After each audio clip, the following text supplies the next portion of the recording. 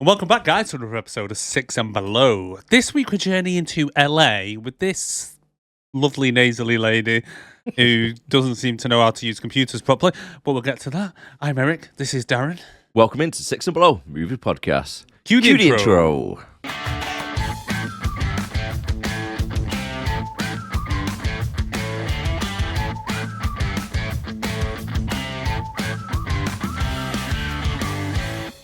Cheesy, but I like it.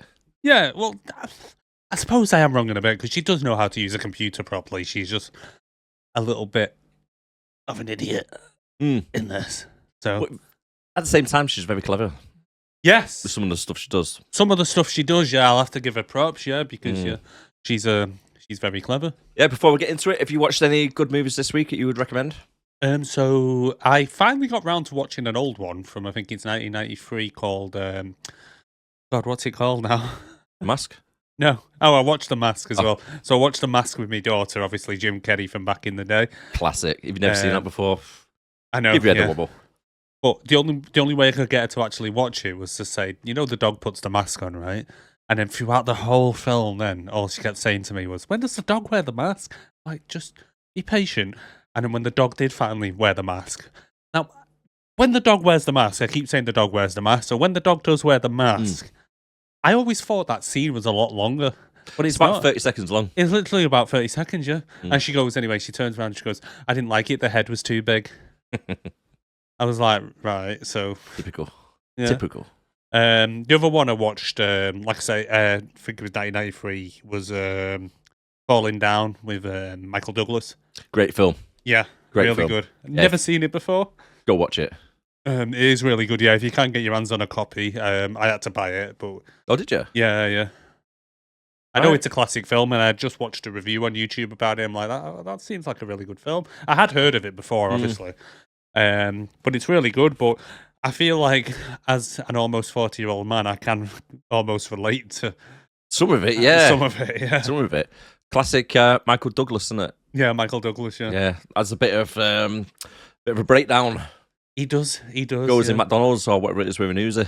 Yeah, so he starts off in like a convenience store, and then he starts moaning about the prices, which again, this day and age, I could definitely relate. It's still relative. Certainly can. He goes into like a McDonald's rip-off, and starts moaning that basically the burgers don't look like the pictures, True. and he's a bit pissed off that I think it's like 5 minutes. I think it's like 25 to 12, and he stopped serving breakfast at 11:30, and he's like, "Just give me a breakfast." Like, no, it's against our policy. I can relate to it all. Until he pulls a gun out and says, "Give me the goddamn breakfast." Well, yeah, that bit I can kind of not relate to, and the bit at the end when he's kind of like with his wife and kid and shit, I think that's a bit excessive. But yeah, all the way through it, you do kind of feel for the guy in some aspects of it. Yeah, you do. Yeah. But yeah, have you watched any? Oh, one more that I watched on Apple TV, because you know I keep watching stuff on Apple TV. A film called Finch with Tom Hanks and Robot. Basically, it's set in like an apocalyptic future where he's kind of on his own, and he's got a dog with him, and he builds like a sentient robot to basically look after his dog when he dies. Okay. Really weird concept. I thought you was going to say he made the robot to pick up his dog shit as they're walking around.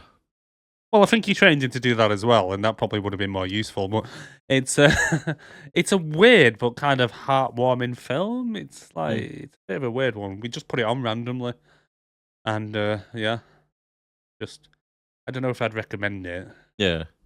Bit of an acquired taste, really. But Tom Hanks is now, since a lot of stuff has started coming out. well, I used to like Tom Hanks used to have a lot of credibility and stuff like that, and I used to really like him. But I think it was I don't know what it is. Every time I see that kind of, because some people made a meme out of it from when Ricky Gervais was doing all this stuff at the Oscars, and he was or the Golden Globes, whatever it was, and he was Scowling all into him, and he was scowling like that. Yeah. And I just thought, what you? Castaway's still a great film, though. Oh yeah, Love that film. one of the best acting scenes I think I've ever seen, and it's always stuck with me, is in Captain Phillips. Not seen it. So there's a scene at the end, like at the very end, when basically he gets rescued, so on, and the kind of like Was this the pirate? Did he get rescued on a Channel tunnel and then given like a free house and stuff? Pretty much. But he gets rescued, and when they're doing him up at the end, and he's just kind of his like kind of reaction to it and stuff like that, I just remember thinking that's really good acting. He doesn't speak and stuff like that. It's just a really small scene. Yeah. But the way he did it was just really good. Right. I'm the captain now. I'm the captain now. I am the captain now. You die. I am the captain now. I can't do impressions. I can't either. Not seen anything myself. Oh, so we finally got round to you. Yeah. Just before we do get into the film, though. Yeah. When was the first time you actually used the internet? Probably around the same year this film came out, 1995. Was it at home? Yeah. So we had a home PC with Windows 95, and we had the old dial-up where you used to have to pay like 10p a minute or something to use the internet. Mate, I remember them days. Do you know what? Kids these days, right? If you're born like year 2000 onwards, you don't know how good you have it. It's back in the day, we were playing an online game with your friends doing like a dungeon raid or something, and then your mum would pick up the phone. Yeah. Connection gone. So basically, back in the days before you had ADSL or whatever it's broadband now, you used to have to use the same phone line as the phone. Like you still do now, but they basically split the bands off, didn't they? So you could still use a phone and so on. But that, like back when people had landlines, because personally I don't have a landline anymore. No, don't need them anymore, do you? No, you don't need them. No, just the internet port nowadays, isn't it? But yeah, you'd have to dial up and you'd have to wait for it to do all that, all them weird noises. That was so horrible back in the day. Oh yeah. Sometimes you'd be there for like 5 minutes waiting for it to connect. Oh yeah.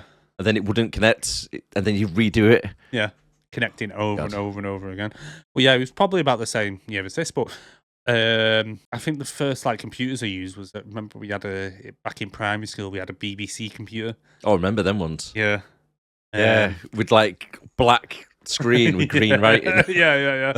And then there was Windows 3.1 and stuff like that, and then there was obviously then Windows 95. Yeah, man, it takes me back that. But I remember back in the day, I used to download songs off the internet, and it would just take forever. They'd only Pirate Bay. Napster. Napster, yeah. It'd only be like 5 meg or something like that, but it used to take like about an hour and a half to download. It did, didn't it? 56k dial-up. And I remember thinking I was like the dog's bollocks because my mum and dad had their own business at the time, and they got an ISDN line put in, which was basically double the speed of normal. So it was like check you out 128k instead of 56k. And yeah, it was. I remember having to leave my computer on overnight just to download a song. I remember doing stuff like that, like downloading a film. Oh, if you downloaded a film like a boot copy or something. Oh, it'd take about a week. Yeah, that used to be on for like hours and hours. Yeah. I remember having to download a piece of software to keep my computer from going to sleep and all stuff like that, just so it could stay on for days at a time, just downloading one film. Yeah, I remember them days. Jesus, how much it came on? I mean, how much it came on now? Oh, I know, it's ridiculous. Crazy. I mean, let's be honest with you. Sandra Bullock and Jack. Yeah. They make it seem as if it was, a lot smoother. Everyone was a hacker back in 1995. Oh, yeah. Yeah. Everybody was. Everyone was. I mean, I wish I learnt it, to be honest with you, but hey. I mean, have you ever seen that film Hackers with Johnny Lee Miller and that horrible bird, Angelina Jolie? It rings a bell, but I couldn't tell you what it was about or anything. Hackers. Well, obviously. That was like out there. That was out there. Might have to stick it on our list. Might have to. It probably is. Stick it on our list. And then you had Swordfish as well. Do you remember that with John Travolta? And that's on our list, I think. Is it? I think it is on our list. Yeah. Remind me to put Hackers on a little bit later on. That's the one where he has to like. Swordfish is the one where to test him, they take him to a bar and they make him hack into like the FBI servers or something. Yeah, while I was getting a blowjob. While I was getting a suck. Yeah. Right. If you could get a blowjob while I was hacking into the government system, you're hired. Yeah. Win-win. I know, right? I'd be like, have you not done it yet? I'd be like, I hacked into that bitch 10 minutes ago. Oh, just shut up. I'm trying to focus. Oh, jeez. Should we get on to the clip quiz? Yeah, let's go right ahead, yeah. Right, okay, guys, if you are new to our little show, We do a podcast show every single week. Well, we try to do every single week. And we rate and review films, give them a nice little roast, and credit where credit is due. The films what are below 6 on IMDb are 60% on Rotten Tomatoes. Yeah. And this little section is our clip quiz. So if you think you know what it is, without cheating, because we'll give the answer at the very end. So don't fast forward to it, right? And then right on the bottom, right? You got to tell us what it is. Starring the lovely lady herself. Yeah. You lied to me. Annie, I didn't lie about You never said that you were on the Suicide Squad, ever. You knew that I was a cop. I said I was a... Let me ask you, when I had conversations with you and I told you about Jack and how Jack. he was always getting hurt, that I thought he was out of his mind and that I would never date anybody like that again, a little bell didn't go off in your head and say, well, maybe I should tell her now what I do for a living. I think she's talking about Jack Devlin. Ooh, maybe. But I know what film that is. You know it straight away. That was a bit weird. Yeah. She said like 2 lines and you're like, yeah, I know what that is. Yeah, I know what film that is, yeah. Yeah, I forgot how nasally her voice is. It is very nasally. She is very, very nasally. And whiny. Yes. Throughout all this, it's just like, I think she'd have probably got further in this film, like, kind of people taking her more seriously if she'd just kind of blown her nose. That, and stayed in the same room when she's trying to discuss a really complicated scenario that she's in. Yeah, that's a good shout, yeah. So if you're walking in and out of the room trying to discuss what's going on with this film, and it's like, what? You did what? What happened? Who did what? Hey, what? You're getting like parts of the story, what's happening. Well, while you lose focus and just trying to bang her. But Yeah. okay, We'll come to that a little bit later on. Well, Right, vitals. yeah. I got a bit of a cough this week. I know, clear our throat before we start. Released in 1995, runtime 1 hour and 50 minutes, IMDb rating 6. He'll trip himself up then hear himself. Metacritic 51, Amazon star rating 4.5. Rotten Tomatoes 4.5. 44 and audience 44. Ah, drawsies. Drawsies. It's rare that happens. It's also rare that an Amazon gives 4.5. Really rare. Really rare. The classics only get it, mate. The classics only. The classics, mate. Bit like Time Cop and whatnot. Yeah. Budget 22 million. Okay, Box office not gross 110. Really? Yeah, so it made money. Wow. Other top films of 95, Toy Story, Apollo 13, and Batman Forever. This movie was ranked 36. Forever. Yeah, go on. That's a good classic, isn't it? Yeah. This movie was ranked 36. However, I've only got details for this because on Box Office Mojo, it doesn't do the worldwide for this year. It's only States. Oh, right. So this movie is higher grossing than Under Siege 2. Unfortunately, one of your favourites, the Brady Bunch movie. Oh. Yep. I do actually like the Brady Bunch movie, you know. And one of the classics we keep trying to watch, but Mr. Bezos keeps taking it off every time we go to watch it. Can you guess what it is? No. I am the law. Oh, Judge Dredd. Yes. This beat Judge Dredd. It did. I'm surprised by that. Judge Dredd was quite a big film back in the day, wasn't it? I mean, I don't think it's aged well, but we'll discuss that when we come to that actual movie. Yeah, if Jeff ever sorts us out, like. Yeah, come on, Jeff, sort it out, mate. Come on, mate. Come on. I mean, I've I know got you your don't money, but you don't work need it. there anymore, but, you know, I'm sure you got a bit of pull. Yeah. Definitely. I mean, he's one of our subscribers. Yes, yeah, good Yeah. old Jeff Bezos is. Yeah, Jeff Bezos is. That's it. That's his name on it. It's not Bezos, it's Bezos is. Yeah, Jeff Bezos is, and it's definitely him because he has a picture of him. So It's got to be him. it's got to be. It's got to be. Holding a cat. Speaking of subscribers, we have had a recommendation. Oh. Yeah, Speed 2. Speed 2. Yeah. That is actually on our list now, mate. So thank you very much for the So that recommendation. was recommended by 747 Strangers in the Night. Strangers on YouTube, in so the we left night. a comment. So he actually said, Darren, if you're angry with your good lady, show Speed 2. So, We'll go get it done. unlucky Leanne. Because she didn't Next like Speed 1, did she? No, she didn't. I don't know why though. It's classic. Oh, But it is next a week classic. though is going to be Captain America, and not the one you're thinking of. Yeah, 1991's Captain America, Classic. which I didn't know existed until about 2 weeks ago. But we've watched a little bit of it so far, haven't we? And yeah, it's really got samurai cop feel to it. Yes. I'd say Samurai Cop with maybe an extra 20 grand thrown on top. Yeah. And a little bit more competency. I mean, that Red Skull guy. Yeah. He looks more like Red Testicle. He does. Testicle head. He does. Do you want to let us know who it's written, directed, and who it stars? Yeah, so this is directed by a chap called Irwin Winkler. Recognise that name? Irwin Winkler. So, he has 7 director credits on IMDb. So, I've not really seen any of the films that he's known for directing. Yeah. He directed a film called Guilty by Suspicion in 1991, which has a 6.5 on IMDb. And another one called Life as a House in 2001, which has a 7.4 on IMDb.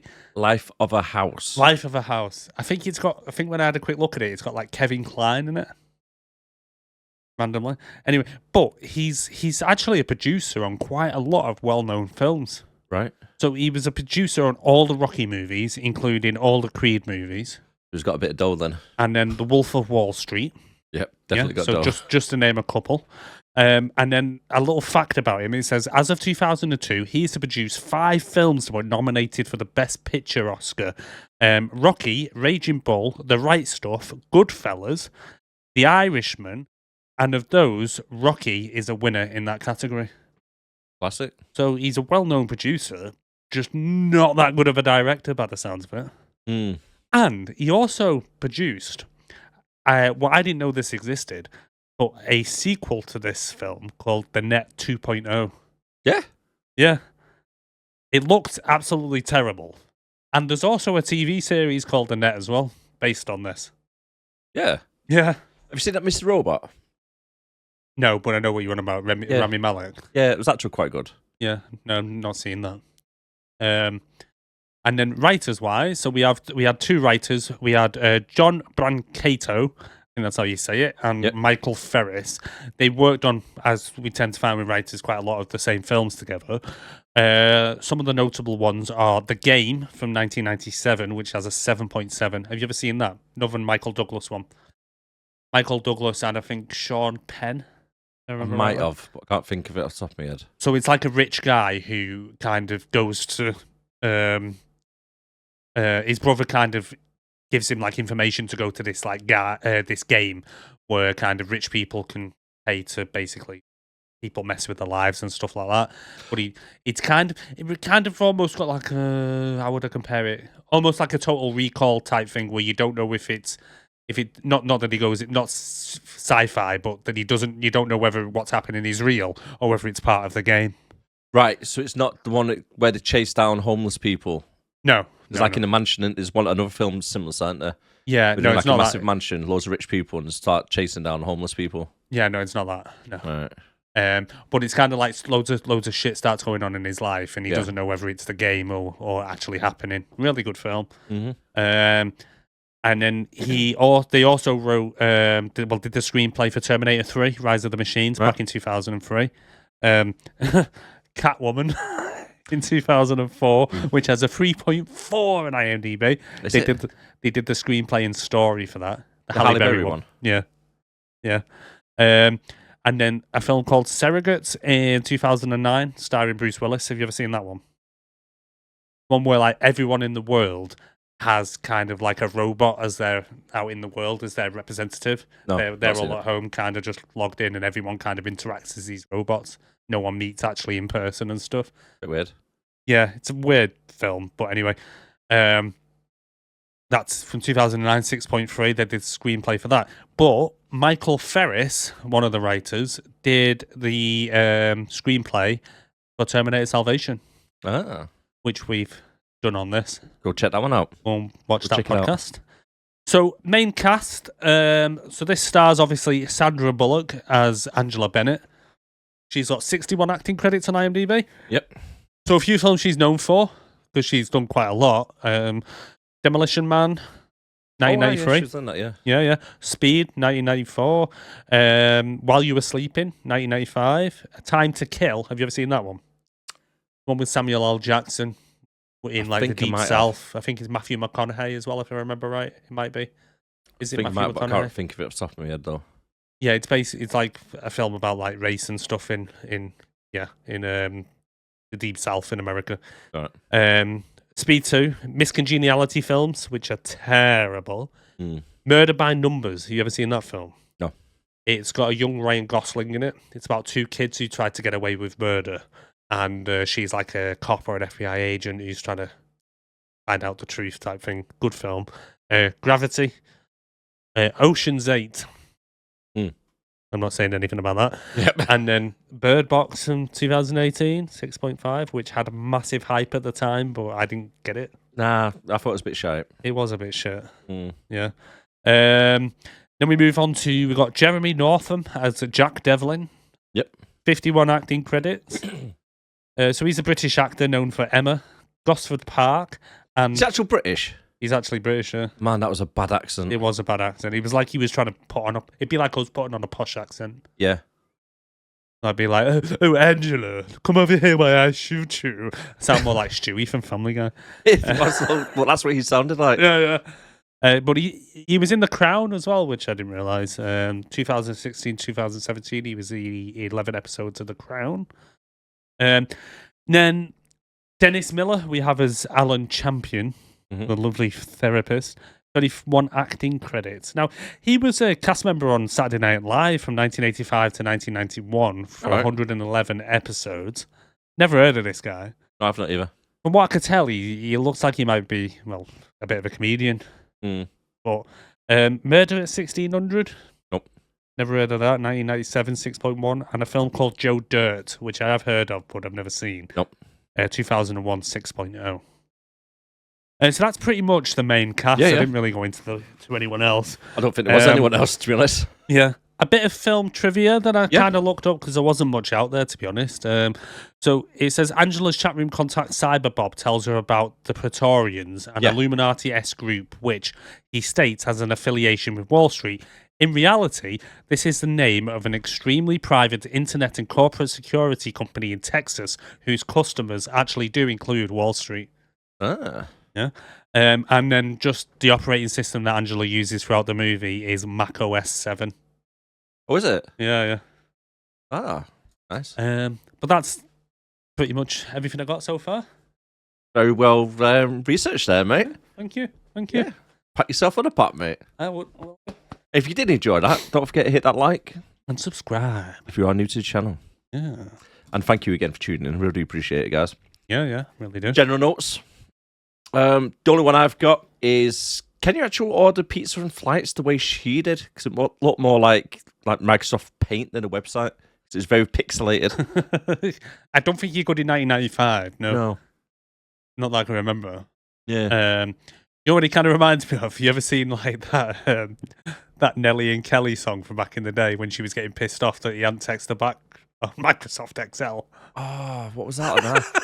It's that song in it. Like I Miss You or some shit. Yeah, I love you. Yeah, that one. Maybe that one. Need you. Well, I never noticed back in the day, but it's only recently, like when people have pointed it out, that you can see her on like a Microsoft fucking like computer phone, and it's literally Microsoft Excel, and it says "I miss you," and she's getting pissed off, just like looking out a window for him because he hasn't texted her back on Microsoft Excel. Yeah, that's why you didn't get a response. Yeah. Like you're typing it to yourself. Yeah, basically, yeah. Be like me going on Word now and just going, "Hi Darren, what you up to?" That bugger's not. He's not messaged me back. It's not coming through, mate. It's Sorry. not coming through. The only movie note I had. Yep. Does no one lock their computers? No. No. No. No. No. No. No one throughout the entire film thinks, I know, I'm going to step away from my computer for a second. I'm just going to lock it. I'm trying to think which PCs they used. She had hers, and then in the conference, but I think that was just an open for anybody that wanted it. Yes, you have the conference one. You have Then the in one the she office. uses in the cubicle. Yeah. You have the one when she uses fake Angela's. Yeah. Can't think what else. Well, Yeah, I get your drift though. Every computer she goes to is like just unlocked. Yeah, that's true. That's true. I mean, this film could have been over in like 5 seconds if someone had just locked their computer. It could have. Yeah. It could have, mate. Right. Should we get into the movie? Yeah, we might as then. well. Okay. May as well. Movie starts up with Mr. Secretary receiving a phone call. You've got AIDS. Everybody's got AIDS. You've Everybody got starts AIDS. Yes, dancing. you've got AIDS. Not HIV, but full-blown AIDS. So everybody starts singing and dancing behind him with Yeah. the driver. He's like, yeah, clicking his fingers.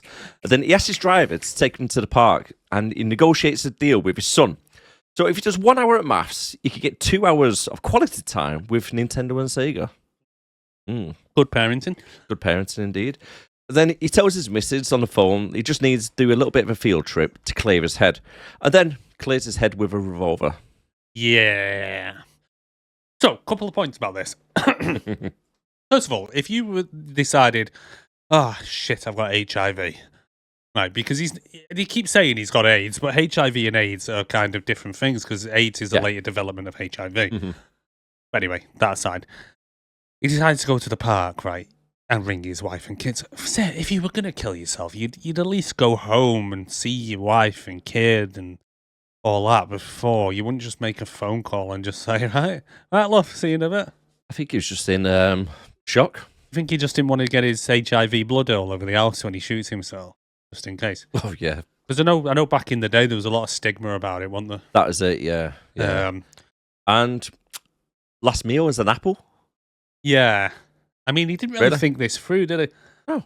It was a bit of a rash decision. He literally went from phone call to park to shooting. Do you think he brought his gun with him that day and thinking, right, to be honest, why was he even going for a HIV test anyway? That's a good point. Has he been, like, in the gay scene, or has he been having unprotected sex with hookers or something? Or Could have been, but I think it came across as if it was, like, homophobic. That's why he killed himself, because he thought, I don't want to be associated with it all. They do mention in, like, a news kind of expo, because there's quite a lot of that in this. Oh, a lot of it. That he was very anti-gay. Mm. So maybe it was that, oh, no, I'm going to lose votes. And it's like, what? So, Oh. maybe he might actually gain votes. Yeah, you might do, No. Stop being such a bigot. Yeah. Anyway, so did you think he was like, oh, I'm finding out the test results today. I'll take my revolver with me just in case. And an apple. But I feel sorry for the driver, mate. Oh, yeah. The driver stood there and just hears a bang and he's like, oh, there goes me paycheck. Who's going to pay me this week? Yeah, I'm stuck here now for the next few hours. Did you notice a jogger running in the background? No. Just carried on jogging. Didn't even flinch, turn Oh. around or anything. Yeah, I wouldn't. No. Most likely because it was adding in no post-production. Yeah. It's good that he minded his own business, so you don't get that much of that nowadays. Oh, we'd Like, have been over oh, the he phone. shot himself, nothing to do with me. No, that's it. Um, The next scene, we now meet Angela Bennett for the first time. And don't worry if you don't remember her name, because we get told about 500 times throughout the movie what her name is. oh, yeah. And Angela is a computer software beta tester that looks to remove bugs and viruses from games and other softwares. How many computers does this woman own? Quite a few. Because as it pans down through the screen, I mean, that little night screen at the top, that's it's free. I've just got to say, throughout this film, I think this film just went on way too long because of Way too long. stupid scenes like that. So it starts off when we meet her, rather than just going, here's Angela Bennett, it literally shows us a slow video going through her neighborhood, and then it looks down and slowly goes through her skylight where she's at her computer, and it's just like, just fucking get on with it. It could have cut straight to it. Yeah. Yeah, save 5 minutes, little bits here and there. There's lots of scenes like this, though, isn't there, where they do drag it out, and there's lots of pointless scenes, and we're like, You could probably, because this is a 2-hour pissing film, you could at least cut it down to an hour and a half just by hurrying up some of the scenes. and it would have been a better film. It would have been a better film. The pacing in it was just terrible. It was bad. It was. But yeah, she has, going back to your question, she has a lot of computers. She even has one, like, in her fireplace that she turns on, and it's like an old CRT monitor, or whatever they were called. Yeah. The ones with the massive backs. The massive in the ones. fireplace with a crappy little graphic of a fire. Well, I had fish first, didn't it? Yeah. It's like a fish tank, and she turns it over to a fireplace. It's like, and the graphics are just pixelated as hell. Pixelated. It doesn't even look like a fire. You'd have been better just setting the monitor on fire. But in that same room, I'm sure there was another one or two as well. So it looks like she's got at least 6 computers in her one house. Why has she got that and a Mac top? I don't know. Mac top. Yeah, Mac. Max up. Mac laptop. Mac laptop. Oh, that's new. MacBook. I'm going to coin that. Mac top. Yeah.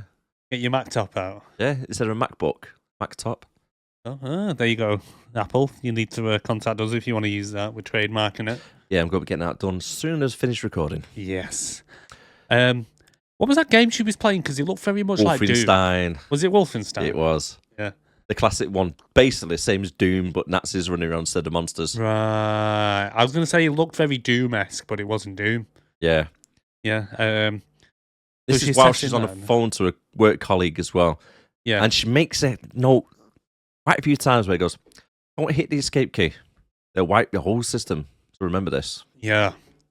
So someone's put like a virus into the game, and so she copies the virus down onto a floppy disk.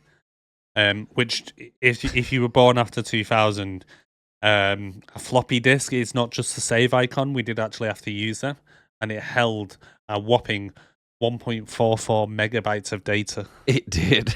Yeah. They were classic though, mate. Oh, You yeah. used to get some good games back in the day and that. Oh, yeah. Do you remember? What Monkey Island on it originally? You know, I remember having Doom, obviously. What was the other one we used to play? I used to have loads of them back in the day. Command and Conquer. Mm. In fact, I might have had Command and Conquer on CD-ROM, actually. Mm. I remember loads. But either way, I'm sure you can't get rid of a virus which is on a software by simply opening up the file and clicking and dragging it. They don't really work like that. No, I don't think they do, no. No. Because all the virus is a piece of malicious code that someone's put in, so... Exactly. Um, And wasn't surprised, mate, if she was just going to pick it up and drop it into the trash can. yeah, probably. Yeah. Just like, sorted, deleted it. Don't That's press escape. You just farted? Yeah. God damn it, man. Gonna get stinky up in her. It's a small room as it is. Don't lie, it's a giant studio. Getting smaller with a bit of a tight air in here now. Oh, mate, that fucking stinks. Another thing, how is she single with no friends? I don't know. She's fit, though. It's well fit. I know. Yeah. It just goes to show that being fit isn't all there is out there, because she's got no personality. Saying that, this is prior Instagram. Why does that make a difference? Because if she was on Instagram, she would have a hell of a lot of friends. Oh, yeah, she would, yeah. Mm. Angela then starts an online chat with Stephen Hawkins Yeah. in this chat room with Cyber Bob and Iceman. Mate, that text-to-speech was awful. It really, really was. That was definitely somebody using one of voice changes. Oh, yeah. Hello, Angela. You are so good. Let's go on a date. I'll treat you well. It's definitely Stephen Hawkins, mate. But before we get to that, like, talking about the long-ass shots, there's another one of her going and, she goes and makes herself a drink. Pointless. To the song Deepest Shades of Pale. I didn't clock onto what song it was, but Yeah. Some of the music in this, though, I picked up on. Like, later on, most of the scenes sounded like someone was just bashing a piano. yeah, Yeah. it was. Yeah. That was the score. Yeah. It was just like, ding, ding. Give you free over the piano. Yeah. But she describes her perfect man to them.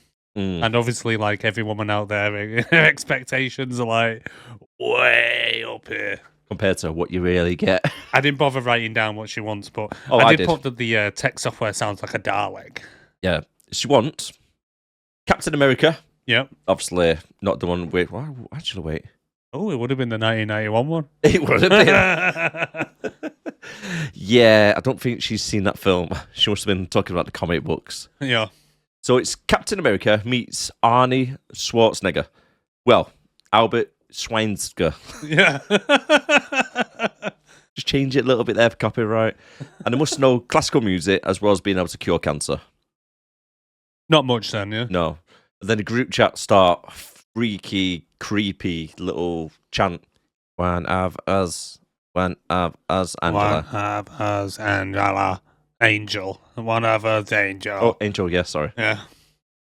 Yeah, that was her name, wasn't it? We learned that she's planning to go on vacation. Mm. The first vacation in like 6 years or something. 6 years. It's been a while. Yeah. So before she does, though, she has to go and visit her mum. Yeah, it's quite sad, really, isn't it? Because she's suffering from Alzheimer's. Yeah. And mum doesn't have a clue who she is when she turns up. No, I'd rather her parents had just been dead. I don't know why they put the mum in there. I really don't. Yeah, again, it's just to try and drag it out a little bit, I suppose. It was fluff, wasn't it? It was just... It was pure fluff. Nothing interesting happened between any of it. No. She went there, played the piano, get some sweets, yeah. and then that was it, really. Then later on, a FedEx delivery driver comes Yes. with a parcel that contains another floppy disk, then sends the Wolfenstein virus to a friend. The escape one. And then she gets eyeballed by a neighbour from across the street. Yep. Just randomly. Yep, she's wondering what a black guy's doing in the street. Yeah. Yeah, the delivery guy. The way she was looking at him was like, you can't live down here, you know. Yeah. Racist. But she gets a program called Mozart's Ghost. Mozart's Ghost. And then she... Sorry, man. Best band on the internet. What I don't get, right, so that's supposed to be a website to the band. Yes. Why is it? Why doesn't she go on the internet to see it? Why does she have to put a floppy disk in to see it? Yeah. Yeah. Yeah, why did he have to send her a floppy disk for her to put in? Because she even dials up to the internet as well. And then, yeah. You got a very good point there, mate. But then there wouldn't be any need to chase afterwards to find a disc. Well, yeah. But it's like, it's the band's webpage, and for some reason when you click on the tour dates or something like that, it goes through to some random...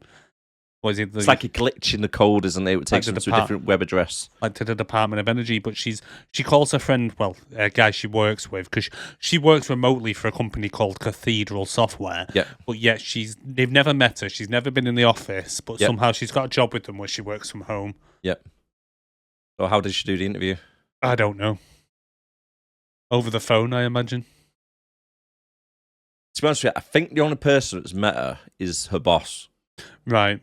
Because later on they get rid of the boss, and it's like, why would they get rid of the boss? Like they've never seen him, but he's the only one who could vouch that new roof. Obviously, is Angela. Yeah, we'll cross that when we come to it as well. Yeah. So anyway, she's talking to Dale, who's purely stalking her because he's keeping a track of. He comments that it's been like 3 minutes since she received the parcel, and then rings her. Oh yeah, that's real stalking. That. Yeah. Is that what you're doing, bitch? I know. Hurry up. What were you doing in them 3 minutes? Did you go to the loo or something? What are you doing? How dare you? Anyway, so when she's on the webpage, he says, oh, check out, do you see anything weird? And there's like a little pie symbol at the corner. And he goes something like, press Control Shift and click it. And it comes up with all this loads of different random crap. And then it goes to like the Department of Energy login page or something daft like that. Yeah. And then he says, well, let me come and visit you, and we'll have a bit of hanky-panky. You mean review the software? And she's like, well, I'm going on vacation tomorrow. He's like, well, I just happen to have my own plane. Yeah, I can be there within 5 hours. Yeah, I'll fly down tonight, and we'll have 5 hours in the morning together, you know. Cheeky. And he's like, I'll finally get to meet you. He warns her as well, doesn't he, about the disc. That you have to be careful if it gets in the wrong hands. Obviously, the person who can get into it will have a lot of power. Yeah. Even though they don't know what it is or anything, but yeah. Later that night, Dale is flying his plane. Yep, and the internet hacked his plane. Somehow. Yeah. Yeah. So, a Cessna, little private little plane. Little tiny one. Propeller plane, Yeah, a propeller plane. Yeah. It's been hacked by the internet. Yeah. So now its navigation coordinates are all off. Yep.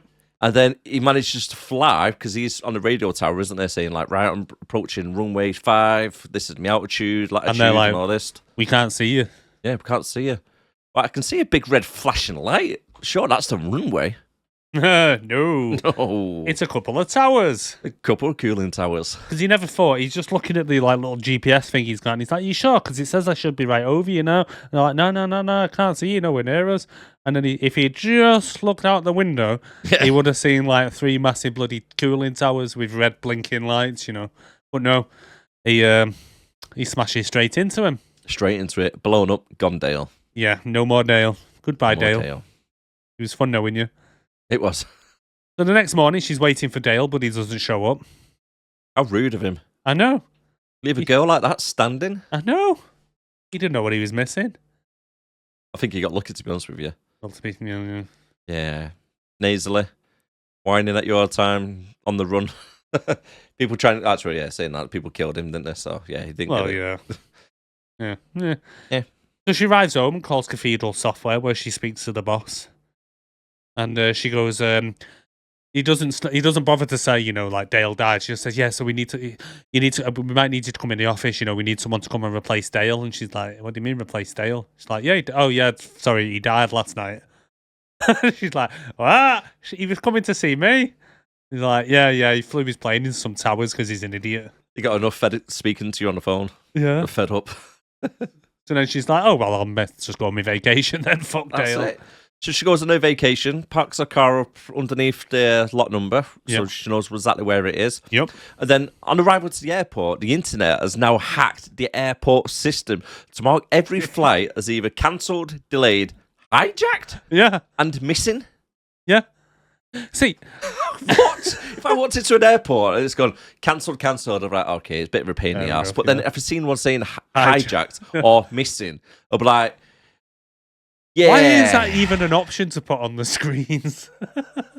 Everybody was really calm with it though when they said, your flight's are here. Your flight's been hijacked. But I was wondering, do you think the hackers, or the internet, as how we're calling them, do you think they did that to try and slow her down? Yeah. To try and do stuff in the background in the meantime? I think so. Because we get a little shot of someone watching her from a balcony, don't we? You know who that is? Yeah, Jack Devlin. It was. Yeah. That's what I put on my notes. I didn't see it the first time round. When I'm watching my notes, that's when I noticed it. But yeah, I was thinking, have they done this like just to try and delay her a bit while they go and do what they do in the background and try and get Jack onto the same flight in our same hotel? Yeah, and like sell her house and stuff. Yeah, that as well. Yeah. And then we get on the news, we see the guy from the beginning. This is where we find out that he killed himself because he found out he had AIDS. Yeah. I just love throughout this whole film that everyone just like, well, it says it on the computer. I can't question it. Oh, so there's no paperwork trace or anything? No. Nothing. Oh, like, the computer says he had AIDS, so he must have had AIDS. But like in America, right, you can go to the DMV, and I'm sure there's a paper trace to show the proof that Angela Bennett is Angela Bennett. Yeah, probably. Yeah. There'll probably be a file no, it's not you. Computer says no. Literally, computer says no. It is computer. All through the film, it's computer says no. And it's like, they could even be there like that. They're like, we got the actual test results here. It says he doesn't have AIDS, but the computer says he does, so he must have. Believe the computer. What? Throughout the whole film, this is how silly it is. That's how silly it is, yeah. So the flight information resumes and she heads off to Cancun, Mexico. In Mexico. So next scene is she's chilling at the beach, all sexy and whatnot. I've never realised how long her butt is. In what sense? She's got a very long butt. Yes, it's literally from the top of the thong or whatever, bottom half of the swimsuit. Yeah, right. It's literally 3.5 foot to the top of the legs. I thought she had a quite nice ass. I'm not complaining about it. It's quite nice, but it's long. I thought you were going to say it starts at the bottom of her back and finishes at the top of her thighs, like everyone else's. It's just long. It just seems long. Well, when you're doing the notes, right? I mean, the edit on this, right? You will notice it, honestly. She comes across quite lanky anyway, and scrawny. But no, I think during my notes, I did actually pause at one point to write down some notes. And did you? Yeah. I think I paused. Just happened to pause, and I think I was right on her ass. And I don't remember being long. Yeah, I remember remember being quite tidy. Tidy body, yeah. Well, no, I was typing. I paused it, and then I was typing, and then I suddenly had an itch down there, so I opened my trousers, and I itched a bit hard, so it was bleeding. So I got some tissue. And then the wife walks in, and I'm like, it's not what it looks like, love. Funny enough, right? Yeah. We've got a little Mexican knocking one off in the bush watching her. What's that? Yeah. He's the worst guy. He's just there having a fag, it's like, do you know one thing to say? Who's that over there? Yeah, why is he knocking one off in the bush? I know. He is proper knocking one off over. But then she pulls out a laptop. Yeah. A massive laptop. Back in the day, I had a laptop like that. It was like about this thick. Like an Xbox back in the day. Yeah. Xbox One. Yeah, it'd be like taking your Xbox One with you. Yeah. But she's there at the beach and starts doing whatever it is she does. Yep. And I was thinking, has she got Wi-Fi? Because she's not got Wi-Fi. There's no Wi-Fi. Wi-Fi wasn't even invented. No, it wasn't then, even was a it? thing, though. No. So it's like, what exactly is she doing there? Hmm. Anyway, British guy comes out the water, or like Daniel Craig before Daniel Craig-esque. Gibson, please, sir. Gibson. Yes, I want some onion in me gin, please.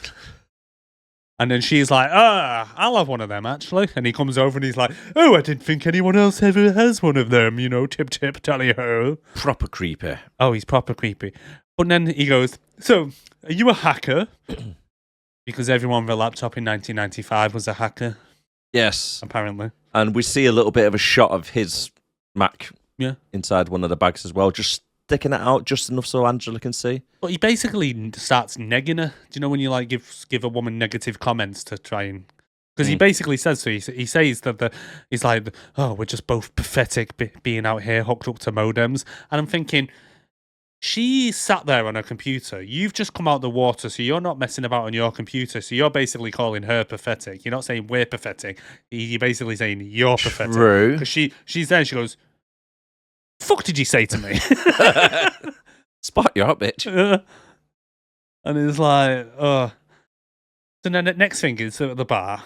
It's quite cheesy. This. Like, a lot of this could have been skipped out as well, because they're just talking shit about the favourite Breakfast movie at and then Tiffany's. other several things that they've got in common. Did you hear And what then- he said, though, about Breakfast in Tiffany's? Yeah. He tells her a story about when he had an identity crisis. And she goes, what, you thought you were Audrey Hepburn? And he goes, no, I thought it was the cat. And I was like, oh, God, he's a furry. Oh. Mm. Yeah. Careful with that one, guys. You know, might have a little tray at the side of his bed. Yeah. And then he's like, no, I thought it was the cat. Meow. And then he's like, I love a bit of pussy. but then he starts singing Moon River. Yeah. Moon River, wider than your gash. I don't know that song. I don't know either. But then he's like, come to dinner with me tonight. And she's like, you know what I might do. I've got a private boat if you want to come for a little drive on it. Yeah, because the next thing is, they're on a boat that he calls a company perk. Yeah. Good perk. It is a good perk, yeah. Yeah, good perk, mate. Very perky. Mm. Aye. Yeah, so they go off on the boat for the night, and then back to the hotel to have a little bit of a meal by the bar. Yeah. And they go for a walk on the beachfront. It's all dead nice. You got the waves coming in. When they're having dinner, though, he's slagging off her accent. He is a bit in her saying, like, you're a little hillbilly. Yeah, he's like, I'm good with accents. Where are you from? Fucking, what does he say? Colorado or something. Pretty much names the town. And it's like, surely there should be some red flags here by now. Because it's quite obvious that he's read some kind of file on you. Because he knows exactly where you're from. He knows the brand of cigarettes she used to smoke. Yep. He literally knows everything. Sorry, Yep. I interrupted you. So Yeah. So as they're enjoying a nice little walk across the beach, Yep. she goes, oh, I'm a little bit cold. He gives her a bloody tablecloth and wraps it around the waist. is that what it was? I was wondering where he got it from. It was either a napkin or a tablecloth. Yeah. And he's like, oh, I'll just cover up your midriff. I mean, the guy's got a suit jacket on. No, know. try and be a gentleman. I know, I thought the logical thing to do, would be to have my jacket. Not 1 second, I stole this napkin from when we were just eating at a meal. Sorry, it's got a bit of food stains on it, but I'm going to wrap it around your waist. Bit of spaghetti on the side. Some freaking weirdo. But however, you do find out later on why it doesn't give it a suit jacket. Yeah. Yeah. Which is now, actually, because a little Mexican perv who's knocking one off on the beach jumps out like a little ninja. Yep. Ah! Snatches the handbag, runs off. Jack catches up with him in the bush, and it turns out they're both working together. Yeah. Yeah. And then he goes, you're the little midget Houdini, and shoots him. Yeah, pretty much. Very nice of him. Why? Right, I've got a couple of questions, right? Why did he bother shooting him? Just get rid of the loose ends. So we probably didn't have to pay him. But when he gets a disc from a bag, right? Yep. Why doesn't he just destroy it? Good point. Destroy it there and then find out whether she's made any copies of it. Yeah, or just disappear. Yeah, like I say, do that. Yeah. Just carry on dating her and just make sure she hasn't got any copies. Because she might actually confess into you as well. Yeah. And did you notice when he cut himself, it was the blunt side of the knife? Oh, was it? No, I Yeah. didn't notice that. Yeah. So it's because he cuts himself and returns to her injured and goes, oh, me poor little hand. Kind of like me today. Yeah, a little bit like you. case you're wondering, I had a bad weekend of finger banging. It's cat. With what? Your cat. With my cat, yeah. No, my very considerate daughter dislocated my index finger. Yeah. Very Last nice time of I tell her to go tidy her room. She beats the shit out of me on a regular. Yeah, she does. She's only 8. Kicks my ass. So now, with a cut hand, instead of going back to the hotel that you can clearly see 100 yards behind them on the beach, they go, do you know what? I've got a bandage on my boat. Why don't we kill from a boat instead? Got a tea towel on the boat. Arnie style. It's silly. This whole point, this whole thing, mate, it's just silly. And then we learned that in the bag was a passport. Yeah. Why are you carrying your passport around with you? Why is it not in the hotel room in your safe or something? Good point, yeah. Not that it would have made a difference later on, but still. Good point. I'd never, if I was on holiday, I wouldn't be walking around everywhere with my passport on me. No, just in case, obviously, Yeah. your bag gets stolen. Gotta get So she yourself covered, fixes don't him you? up, and then he tries to call the Cancun police on the radio. This doesn't make sense to me now. No, so he drives further out into sea? Yeah, Get a so better signal? he's like, I'll try and ring him. Shh. Oh, they're not answering. 1 second. Let me drive 3 miles out from the coast to see if there's a better signal there. What? Yep. Yep. Anyway, so he stops the boat, nips down below, cleans Reloads his his dick. gun. Yeah. For some reason, takes the clip out of his gun, puts a new clip in, even though he only fired like 1 bullet from it. Yeah. You can't be bothered reloading that 1 bullet, mate. Oh yeah. So he puts the disc in a drawer and then goes where'd I put them condoms? I'm gonna bang her before I kill her because it makes logical sense. If you're about to murder someone, why not just jizz all over them? Yeah, just leave your DNA all over the boat and all over the body. Yes. Yeah. You may as well because everyone knows from CSI that every crime scene ever there's jizz everywhere. Yep. I mean, he jizzed on that poor fella that he left in the bushes before he left. It's the rules. You've got to. It's like that from Superbad, isn't it? When the police are talking about, he's like, when I became a police officer, I thought like there'd just be semen in every crime scene ever from CSI. That's a quality film, that. Oh no, I love that film. That's a good one. So they bang each other. Yeah. And he goes down to try and make some new cocktails for us. Like, I've got some onions here instead of olives. Well, after she empties her handbag on him, and like with her mum having, pre-sex talk, it's like, yeah, I've just nutted. I do want to hear about your mum having Alzheimer's and what have you.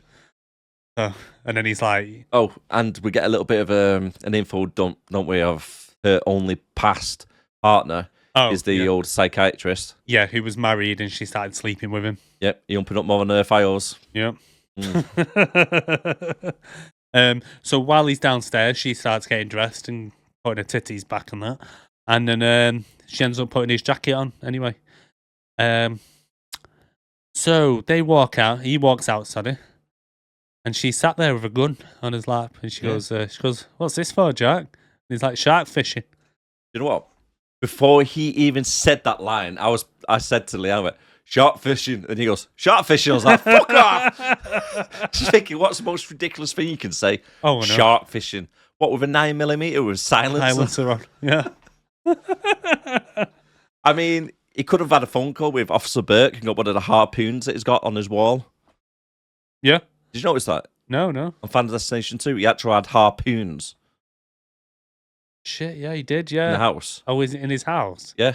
I didn't even think of that. Mate, that guy's house was a death trap, though, in there, though. Big time. But, I just noticed on my notes, just before he does go out to see her, and she's holding the gun, it's almost like he's looking down at the picture they had taken at dinner together, because it's like they had like a little Polaroid taken. And it's almost like he's having second thoughts about what he's about to do. I think he was going to, because I think he generally does have feelings for her. He does say it a few times, to be fair, doesn't he? He's weird. He's like, 1 minute he's like, I'm going to kill you. But I love you, and I love you so much, I miss you, but I'm going to kill you. Well, it's like this point now. Like, pick a lane. He takes the gun off her. Yeah. And starts losing his shit at her, going, pretty much telling, like, everything what was in that cyber chat with Cyber Bob. Yeah. It's like, I'm not Arnie Schwarzenegger, and I'm not doing like this, and I don't know Mozart, but do I? Ah. She's like, what the fuck, dude? I know, he like literally switches like that, little schizo or something. But The mad thing is, he probably could have just carried it on. It's like he could have just said, "No, seriously, it's for shark fishing, and Cancun's a dangerous place. Sorry, you weren't supposed to find it. I'll just go and take you back down below. Fancy another throw, while we're Might as well. ready for another go." I mean, she's pretty much on edge though now. She found a gun. I know, don't think it would have happened like But if that. I know, but you just wouldn't suddenly turn like that. Because then he basically goes, he says all that to her, points the gun at her, and Why was he standing so close to her? The gun was literally touching her forehead. I don't know. Because, to be honest, this guy is the worst freaking assassin, hitman, or whatever the hell he's supposed to be Yep. in the existence of film. Really bad. He is stupidly bad. He messes up so many times. I know. I mean, anyway, we'll talk on that as we go through, but luckily, she's took the clip out of the gun and remembered to take out the chambered one because that could have been embarrassing. Yeah. Where's the clip? Sorry, I've got one in the chamber. But I'm sure if he was any kind of assassin, he would have noticed that there was no clip in the gun from the weight. Yep. This feels a bit light. There's no clip. Look, I can stick my finger right in it. Yeah, that big hole on the bottom of the gun. That big hole, yeah. Yeah. But no, so then they have a little bit of a scuffle, and she manages to chuck the clip overboard. Yep. And then she smashes his head in with a champagne. Oh, burns him with a cigarette as well. Oh, burns him, yeah. Luckily for her, though, Jack is one of them guys who likes to pull a boat with a boat. Yeah, he's a boat puller. Well, to be fair, though, they didn't swim back to the boat, did they? Because that would have really stung his bloody hand, wouldn't it? Yeah. Well, anyway, so she knocked him out briefly, and then she goes to try and radio, but realizes she can't find the keys, so she goes down below and she goes rooting for the keys. Opens a drawer, sees the disc, and goes, "Oh, it was all a setup." I mean, what give it away? All right, maybe the fact that he just tried to shoot you in the face, and then she can't get the boat started or anything like that. So then she goes, "Oh, the little dinghy at the back." So she hops onto that, and she's trying to get it revved up. And then Jack wakes up. He's like, "Oh, what's going on here?" So he then tries to jump onto the boat. She manages to get it started, and then she kind of, what does she do? He's like kind of dangling onto the edge of the dinghy while he's in the water, and she drives him into the boat. How did he not get mashed up with that mower? I was wondering because she kind of bashes him into the boat and then does a full 180. Yeah. So the propeller would have been right where she just left him. Yeah, exactly. Yeah. That's in brown bread. Yeah. Or at least losing a finger or two.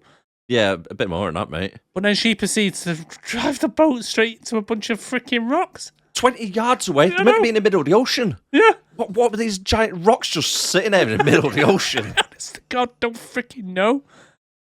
But I don't know if she's meant to have gone a little bit further. It's meant to be half a mile she's gone. And it's just really bad director or cinematography because it looked like it was 20 feet away from the boat. I know, it was just daft the way she just drives straight into it. And if it was as close as it kind of looked on the film, because it does look like you say it's about 20 yards away, how did he then not kind of just pick her body up out of the ocean?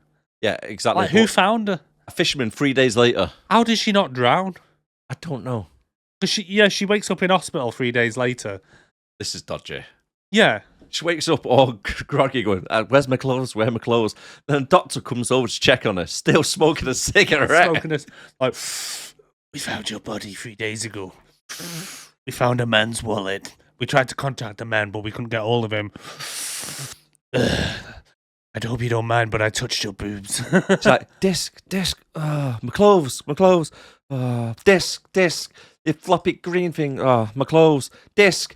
He goes, "Oh, this? Yeah, it looks like it's been damaged by the sun.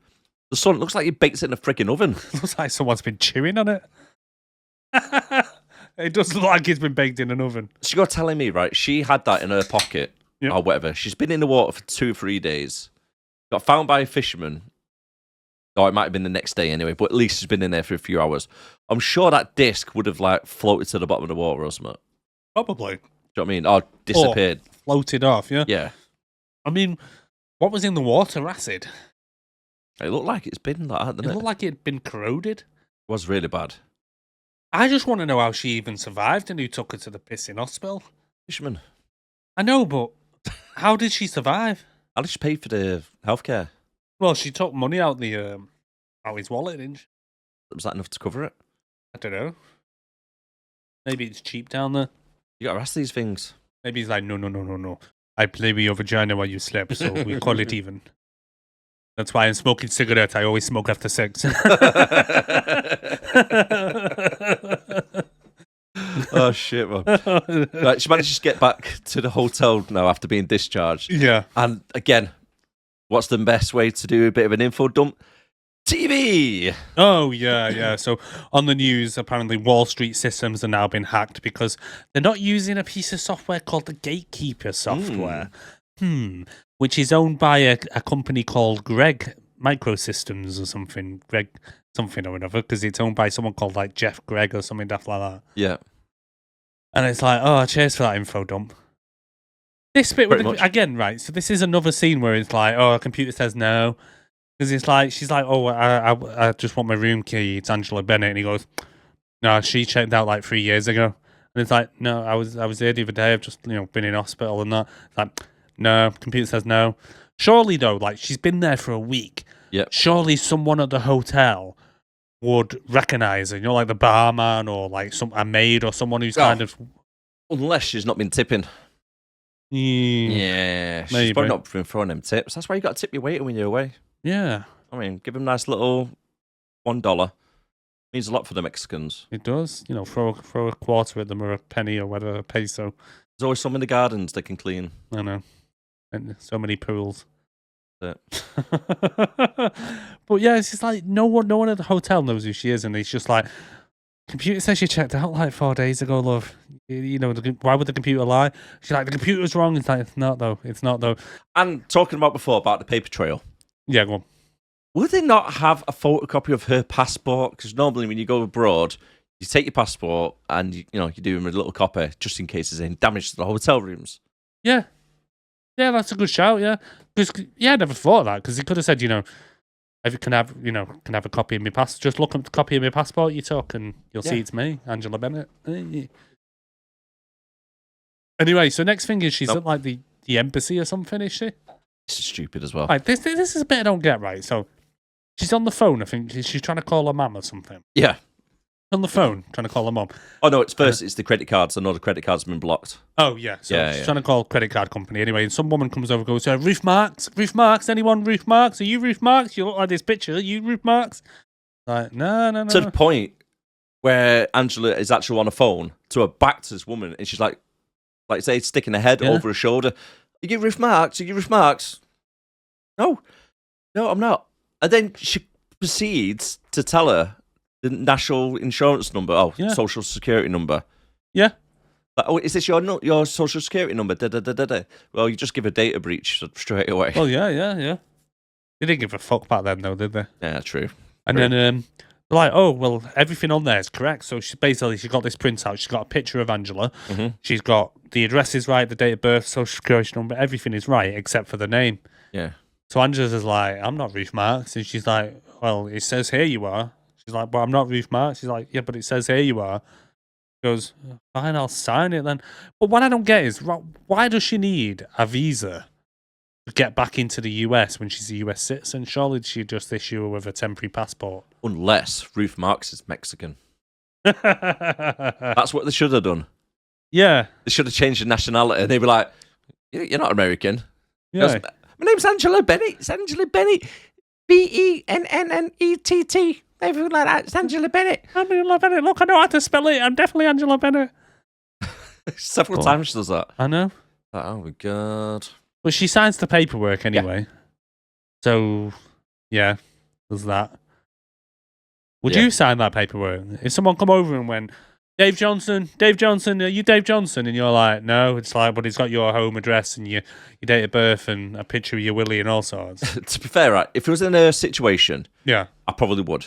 Right, I'll go along with it just to get the visa, to get into the country. So obviously you don't need a visa, but anyway, we'll go along with what's happened. So you don't even need a passport to get into this country. So that's true. You just get on a dinghy. Yeah, just throw your documents inside the water. Don't worry about it. Yeah, you'd be much better if you came over. If you come into the UK, just nip to France, grab a dinghy, swim across.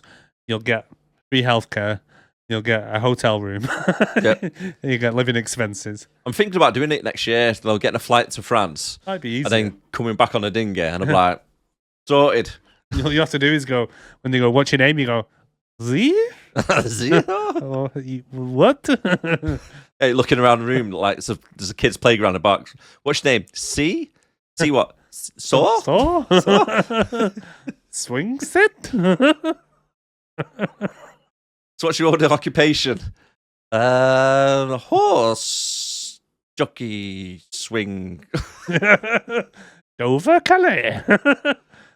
Yeah, you never know. It might actually work. But yeah, in that situation, I'd do it. But however, as soon as my feet touch the American soil, that visa would be getting burnt, and oh no, it wouldn't be kept in my pocket, and I would not be showing it to the police in 10 minutes. Oh, I know, right? So she gets back to the US and she goes to get a car. Her car's gone. Right, how do they know where she parks? I don't know. I suppose Jack might be following, hadn't they? I don't know. I think maybe they just kind of walked around the parking lot until they found a car.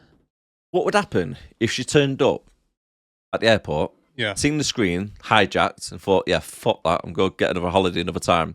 Goes back home and like, what are you doing? What are you doing, guys? The whole plan gone. Well, yeah. Yeah.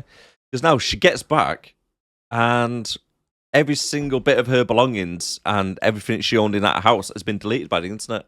Yeah, the internet's just gone, delete. Yep. Throw an F4. Done. Everything's gone. The house is up for sale. She walks in, sees a man's briefcase, panics, runs out, and the guy runs out with his pulling his pants up, saying, "Sorry, love, I just had a shit in your toilet. Don't worry, it's an open house." And she's like, "This is my house. I'm Angela Bennett." Next thing is, it cuts. There's two police there. The crazy neighbour, racist neighbour from across the road. Why is she there? This is how much she really wound me up to hell that. I put a few stuff on here, right? So, for some reason, Karen from across the road is now in Angela's house. Karen. Right? And she goes, yeah, I seen her moving about 3 days ago.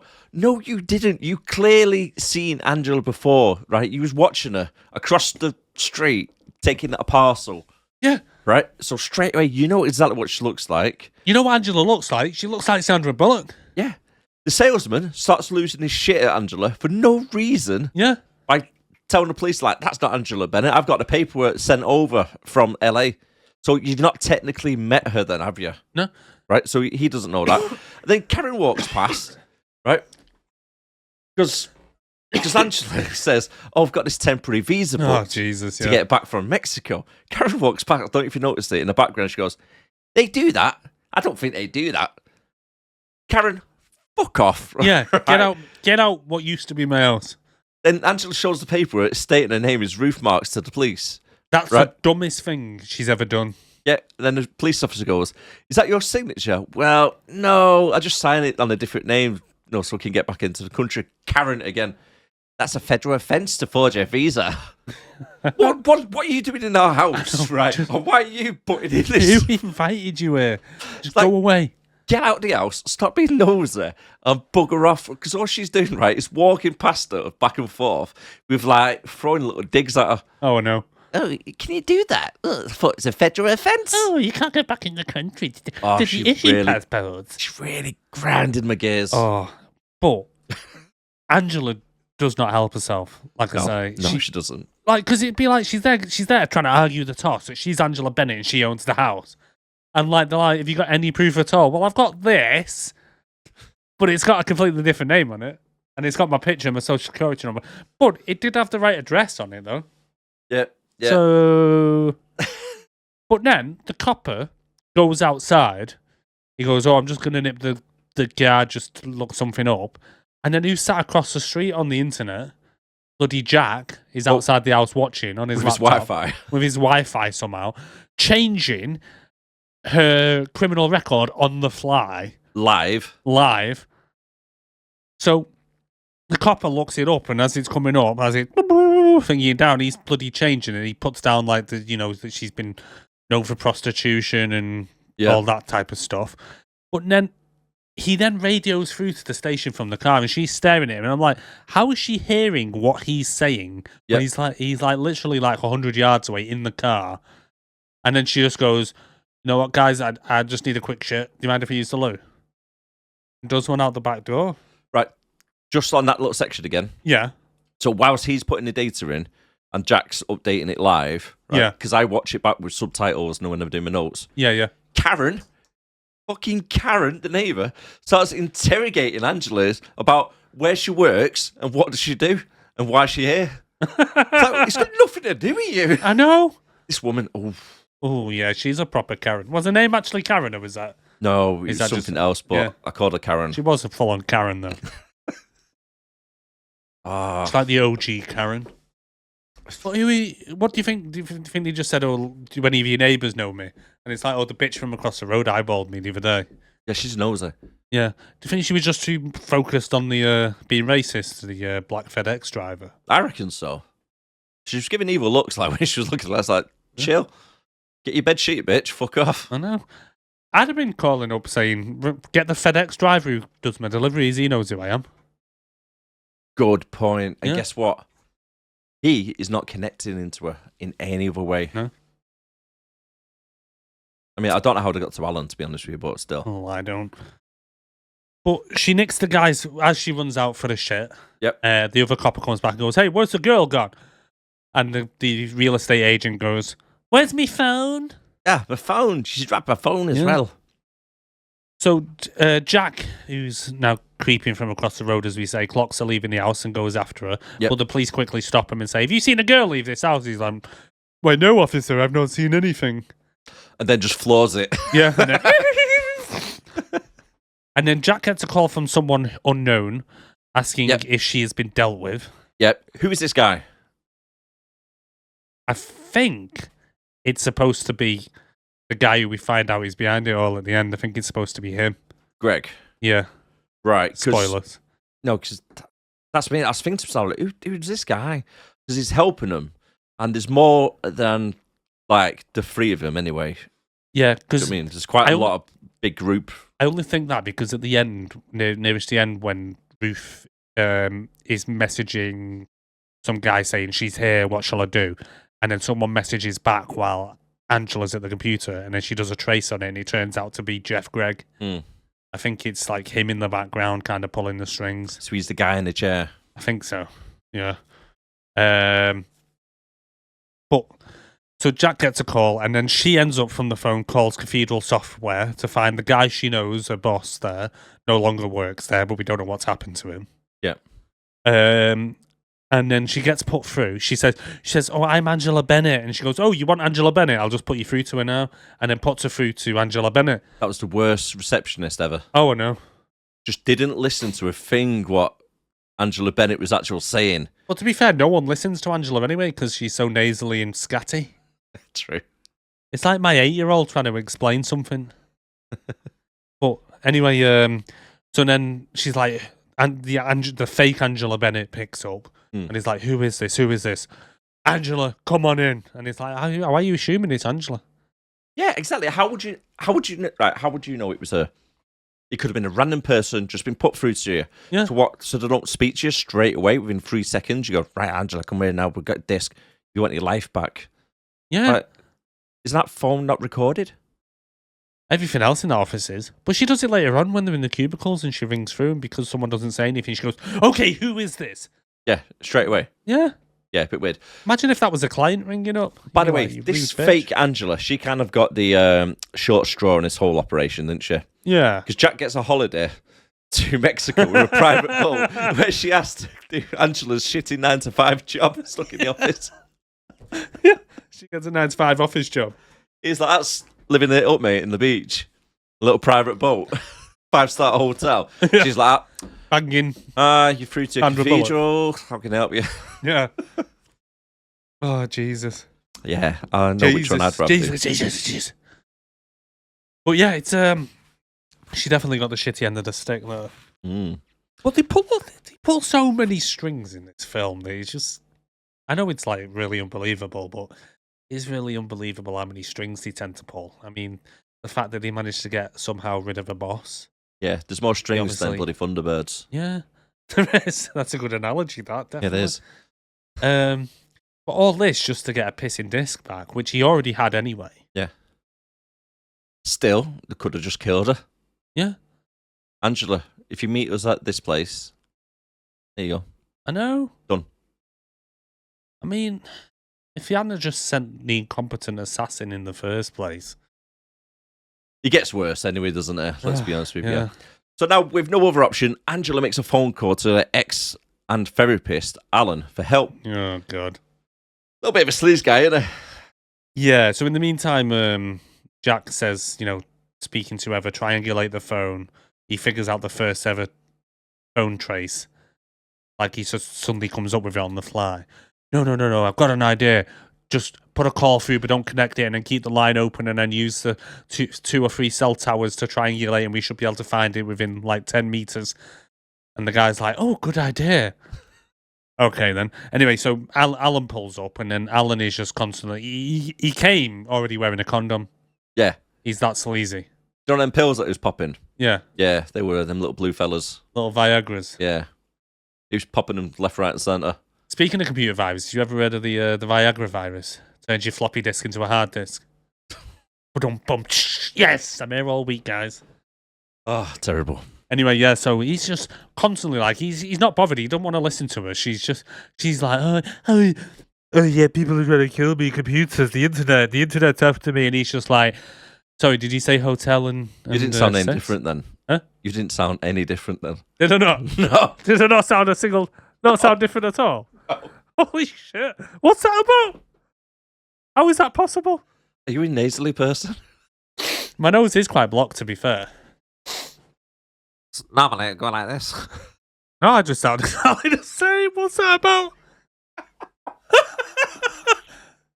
Wow. Wow, learn something new every day. I know. I'm 39 years of age and I've just learned that I'm nasally.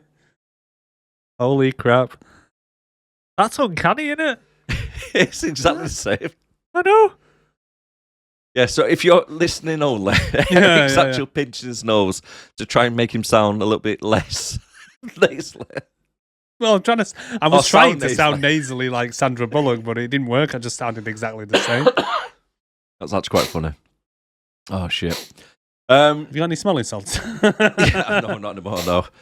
Jack tracks down the cell phone, but Angela has now done a clever thing and given it to the homeless guy who's walking around. Oh, yeah. So Thinking very everybody clever there. knows, which he, some reason, knows a lot of other people with a phone and he's homeless.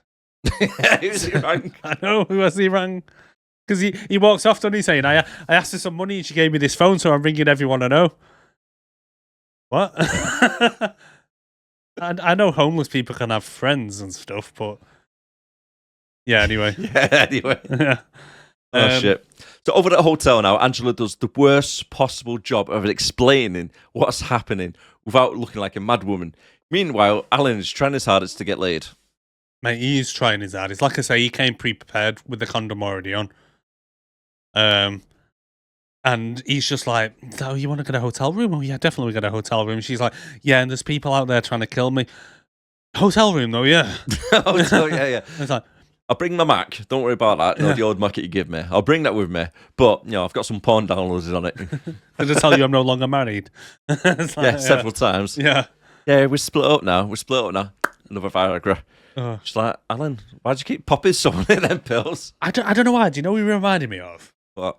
To a certain extent, not fully, but do you know, like, in Die Hard, the sleazy guy who tries to make a deal with the terrorists and he goes in and goes, I make $1 million deals every day, I'll go and sort them out. He kind of, for some reason, reminded me of him a little bit. Yeah, it's like Dane or some shit, innit? I can't remember his name in Die Hard, yeah, but he kind of, other than being like... Car salesman. Fully on the coke. Yeah. He just came across a bit like, but he just seemed a bit too... The fact that his ex-girlfriend has rung him out the blue and he's saying that there's people after to kill him, he just seemed way too chirpy and trying to constantly psychoanalyze her whilst trying to bang her. Yes. So, but for a therapist, he doesn't listen very well. He doesn't. He doesn't pay attention whatsoever. He doesn't. But in the end, he tells her, he believes her a little bit. Yeah. But he's got a friend who's in the FBI. And he'll move the mum to a different care home, just be on the safe side. Yeah. Because she's like, oh, do us a favour, move me mum. But yeah, the FBI guy, she goes, can you trust him? And he goes, oh, what does he say? Something like, I can't remember. used to help him vomit into a toilet or something daft like that. God knows. I can't remember. Another But anyway, they're patient. basically frat buddies or something. Yeah, I was about to say another patient doctor. No rule break. Yeah. And then there was one little thing when he goes to make a drink, and he says, "I haven't got any onions, but I've got some antihistamines there." What was that about? Trying to drug her. Is it? Is that I've got some ket? Yeah. Do you want some whiskey and antihistamines? You know, I've make been it a little bit more. self-prescribing. Yes. But the next day, That whole scene could have been cut out, though. yeah, it could have been. So much could have been cut out. Could have been. So the next day she uses, sorry, I forgot to mention, when she was in the hospital and she had Jack's wallet, she finds a little card in there, doesn't it? With what looks like a couple of like passwords or something on it. Yeah. So anyways, the next day she uses a card she found to log into the Naval Hospital, where she sees the guy from the beginning was not HIV positive. No, it was false records, wasn't it? Yeah. Misdiagnosed. So there's definitely egg on his face now, as well as a bullet hole in his head. Yeah. But Jack gets a call to say that someone's been logging into their back door. Someone's bashed the back door in, and they're trying to trace them. Yeah. But they're tracing them all over the world. Anyway, Alan then goes to pick up a prescription from the pharmacy. And the pharmacist gets a laser pen and scans the barcode. Did you notice that? Yeah, but they do it in the hospital later on as well, don't they? Yeah, they scan it across. I know, but it's again... Barcodes don't work like that. It's That's a good shout, yeah. But again, it's another case of the computer says it, so we have to do it. Yeah, so instead of his normal Viagra he's trying to pick up, he's got some penicillin instead. Yeah. He starts popping them pills. I'm sure, right, if you're taking pills all the time, you know exactly what, one, the box looks like it normally comes in, and then two, what the paracetamol-looking type tablet would be, or whatever it is that you're taking. But even so, surely, like, even if the pharmacist wasn't in on it, he's just following what the computer says, right? There's a couple of they things. would have took the allergy off it, though. No, I know that, but he could have. If he went to pick up, let's say it was antihistamines that he was on. Yeah. If he went to pick up his refill of antihistamines, right? And he goes up probably with a paper prescription at that point and goes, here, it'll say antihistamines on it. Not True. Go and get it. Not go and get penicillin, right? And not only that, when he goes to give him the drugs, surely the pharmacist would still have put penicillin on. Yeah. Because even though... But it does say it. Does it? Yeah, because in the car, when you see him pop the pills, Yeah. you see the bottle and it says penicillin. Right. So even so, like say, if I was on a regular thing for like say antihistamines or something like that, whatever the prescription is, you'd know exactly what size that tablet is. So if you're taking something that looks like the size of a paracetamol, where normally it would be something a lot smaller, then, Yeah. you know what I mean? You go question it, aren't you? Well, and then there's that. second, you would notice when you're umping up the little tub anyway. Well, I don't know about you, but every time I've ever been to the doctors and had to be prescribed some kind of antibiotic or anything like that, they always ask me, are you allergic to penicillin? Yeah, it's a big one, isn't it? Yeah.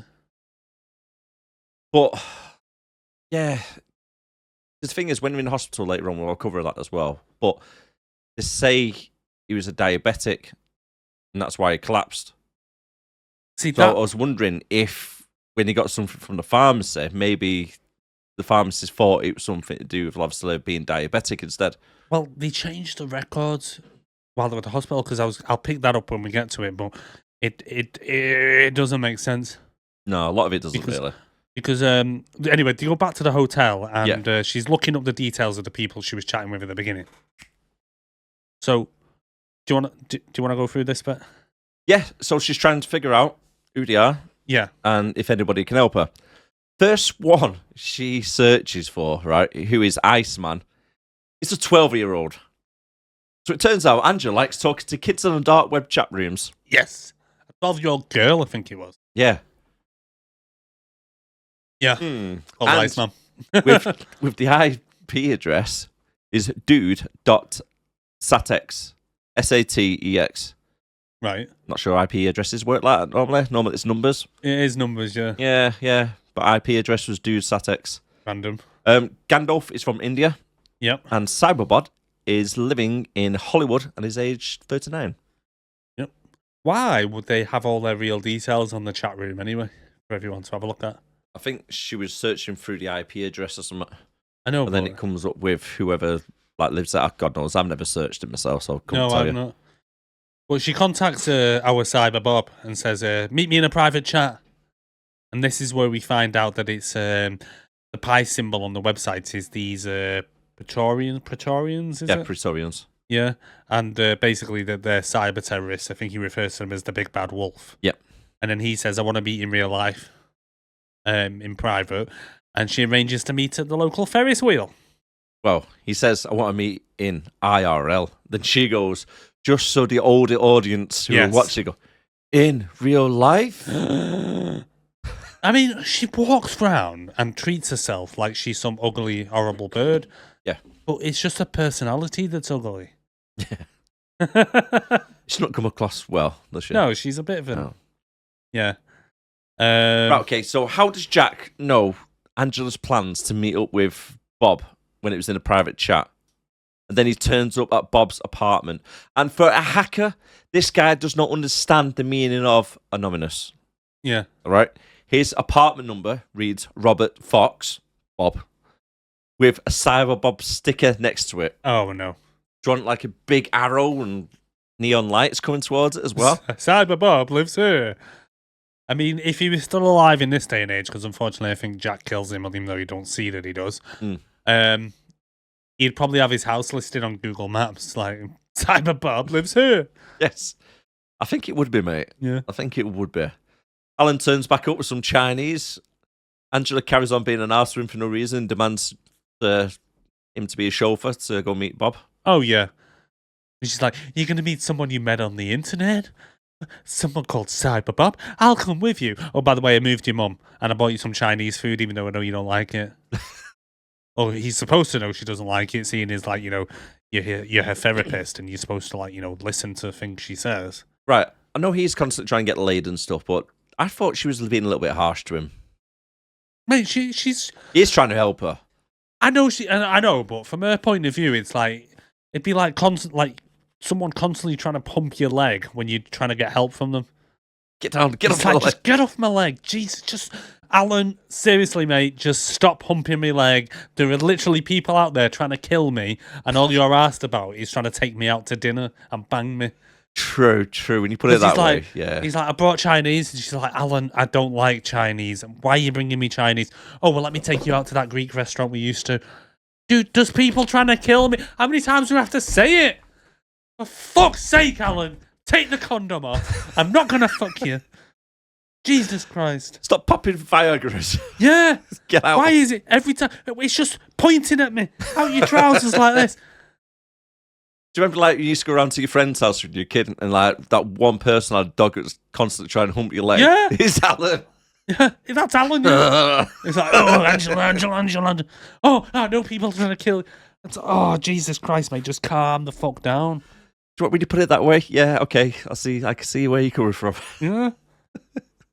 But yeah, anyway, so then he starts having like an allergic shock. An allergic shock, yeah. So he's like, I'm dying. I'll put my cock in your mouth. Come on. The only way to stop it is to suck it. You gotta suck the venom out. Get the venom out. Suck it out, Angela. Suck it out, Nobby. Suck it out, Nobby. Anyway, so next thing is at the hospital, right? Yep. So this is the bit that wound me up, right? Because she's there, and the receptionist says to her, the same receptionist later on, I might add, says, oh, he's had an allergic reaction to penicillin. We've currently got him on epinephrine, whatever it's called. We've got a dose of that. We'll keep him overnight, and then he'll be fine and be released, right? But then later on, the same receptionist woman says, oh, he was here because he was diabetic. And it's like, but he wasn't, though. You told me something different before. And she's like, yeah, but the computer says. Yep, she works for the internet. Do you think that's what it is? Yeah, because she works for the internet. When she goes to see Alan, yeah, she checks on him. Yeah, the nurse turns around, tells her Alan is incubated. Right. Then she walks in, and he's perfectly fine, just laying there. So this nurse doesn't know what the meaning of incubated is. Does she say that? Yeah. Yeah. Right. He's incubated at the moment, and she walks in. He's just sat there on the bed. It's like, Okay. You're obviously not a real nurse. I just thought, well, she was just a receptionist, wasn't she? But I don't know if she was working for the internet. I don't think she was. It's I a think really she's just, bad nurse. I think she's just a dumbass who's just kind of. It says here on the computer that he's a 6 foot tall black guy who doesn't have a penis. And he's like, no, he's white and he has a penis because he's been fucking pointing it at me all day. And she'd be like, no, the computer says. For some reason, they're now lovers again. Yes. As she's cuddling up with him on the bed. I know, even when he's dying, he's like, say, he's still trying to get some. Angela, come here, I need to tell you something. What is it, Alan? Stop sniffing her hair. Vote Joe Biden. Like, yeah. But I'm surprised, like, when he's in bed, he's like, leave here, Angela. Give us a hand job. It was when it's like, psst, psst. You can still get the venom out. And just like that, moving her hand over. She's like, no. And he's like, come on. He's like, no, I've got to go meet Cyberpop. Come on, it'll only take a sec. Was the internet watching on the CCTV camera?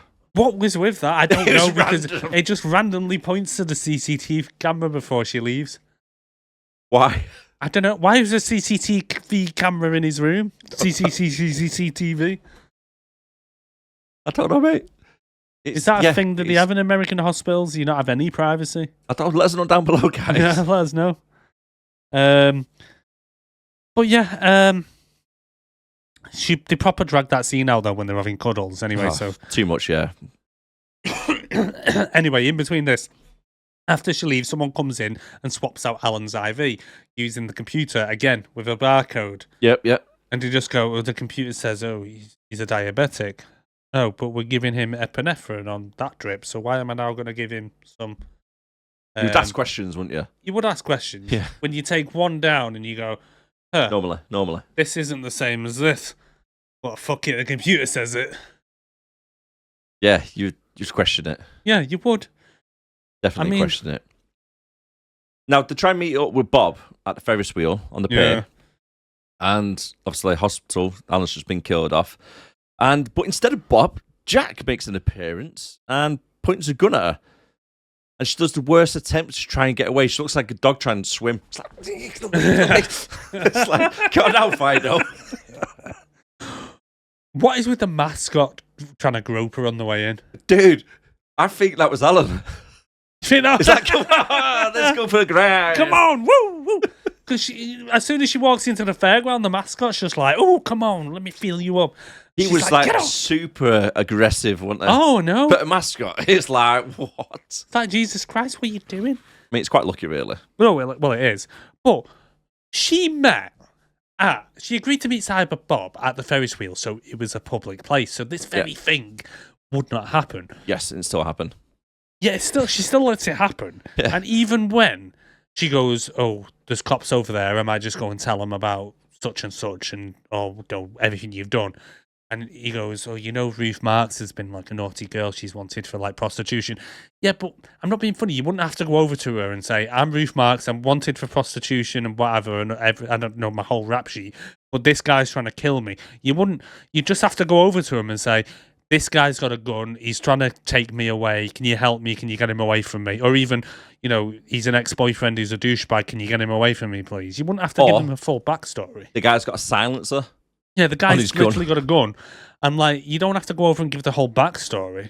But no, she goes, rather than the possibility of maybe going to jail for a little bit, I'll just stay here with you and see how this plays out. Yeah. But this turns out to be the worst chase scene in the history. So as they're walking away, a little horny rabbit jumps onto him, gets a bit of a, like, distraction there. She manages to run off. And she literally runs to the first merry-go-round she comes across. Jack's like going round and round, are you? Yeah. And she goes round and then obviously disappears. It's like, where's she gone? Well, jumps on it, looks around. Before that, did you see what he did? He goes, oh, she's on the merry-go-round. I know what I'll do. I'll get into this phone booth, move the curtain across, stick my little gun out with the silencer and try and take a pop shot at her. And when that doesn't work, he goes, oh, yeah, that was a pretty dumb idea. But talking about a dumb idea, she actually manages to escape him. Yeah. But leaves the door open. Yeah. For the merry-go-round. Why didn't you close the door? He would never have knew it. You went inside where you did. Born in the barn, mate. Born in the barn, mate. But it was dumb. The second time when I was doing my notes, I was just like, yeah, I'm not watching this bit again, and I just skipped through it. I don't blame you. It's just another one of them things where it's just kind of there's not much going on. She goes round and round in a circle, and he goes, "Oh, there she is again. There she is again. There she is again. Oh, she's gone. Oh, where could she possibly got to?" Like I say, this guy's just a dumbass. Makes his way now to the hospital just in time to see Alan die, and then steals his car. Good timing. But this is where he dies, and the receptionist now, like I say, says he was a diabetic. And she's like, I was literally here 20 minutes ago, and you said that he was here because of penicillin. Yeah. And now you're saying because the computer says he was a diabetic and he has an insulin shock. She forgets talking to him. Yeah. Yeah. So she's like, but she even says to her, but you told me before I was going to be fine. And she goes, yeah, I know I did. And she goes, but the computer says, and she goes, no, fuck the computer, and throws the monitor off. And it's like, yeah, that's the monitor, that's not the computer. Yeah, true. She should know that as a hacker. Yeah. Yeah. Man, I've got a little story. Years ago, I used to work in IT, right? And we had an office over in Crewe, which is quite far away from where we are. Anyway, I'm talking to this woman on the phone. And she's like, I'm pressing the computer, and it won't start. Nothing I do works. I've checked the plug and everything. It's all fine, but it won't turn on. So like, right, okay. So I had to get in my car, drive all the way over there. The stupid bitch was turning the monitor on and off. I was like, show me what you would do. I went in, pressed it. I said, the computer works fine. She went, oh, I was pressing that one. And she was turning the monitor on and off, trying to turn the computer on. I was like, that's the computer there. True story.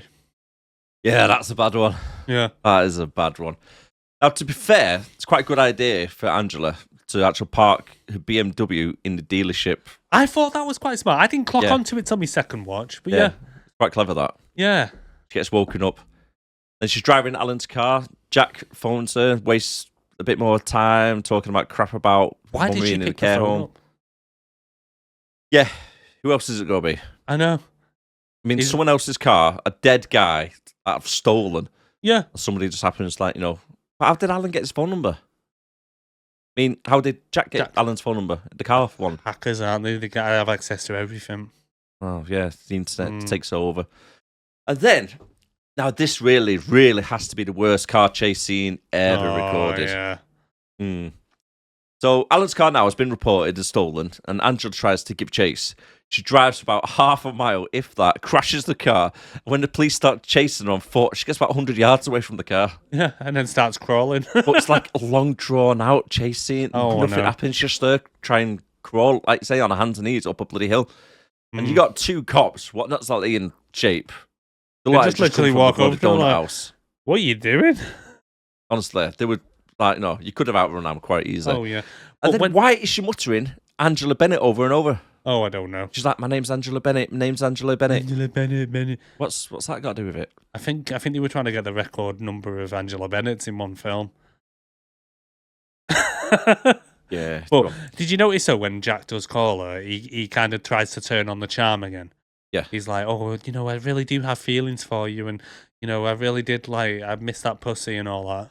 Anyway, so next thing is she's in jail and she's booked in as Ruth Marks, and she sat there talking to a lawyer and she tells the lawyer about everything that's gone through, and the lawyer's just like, don't believe you. And she's like, I'm Angela Bennett. Angela, Bennett. And she's like, you can spell all you want to me, but I don't believe you. If you go in front of a judge saying that, they're going to throw the book at you and stick you in jail because you're a naughty, naughty girl. Don't they have her...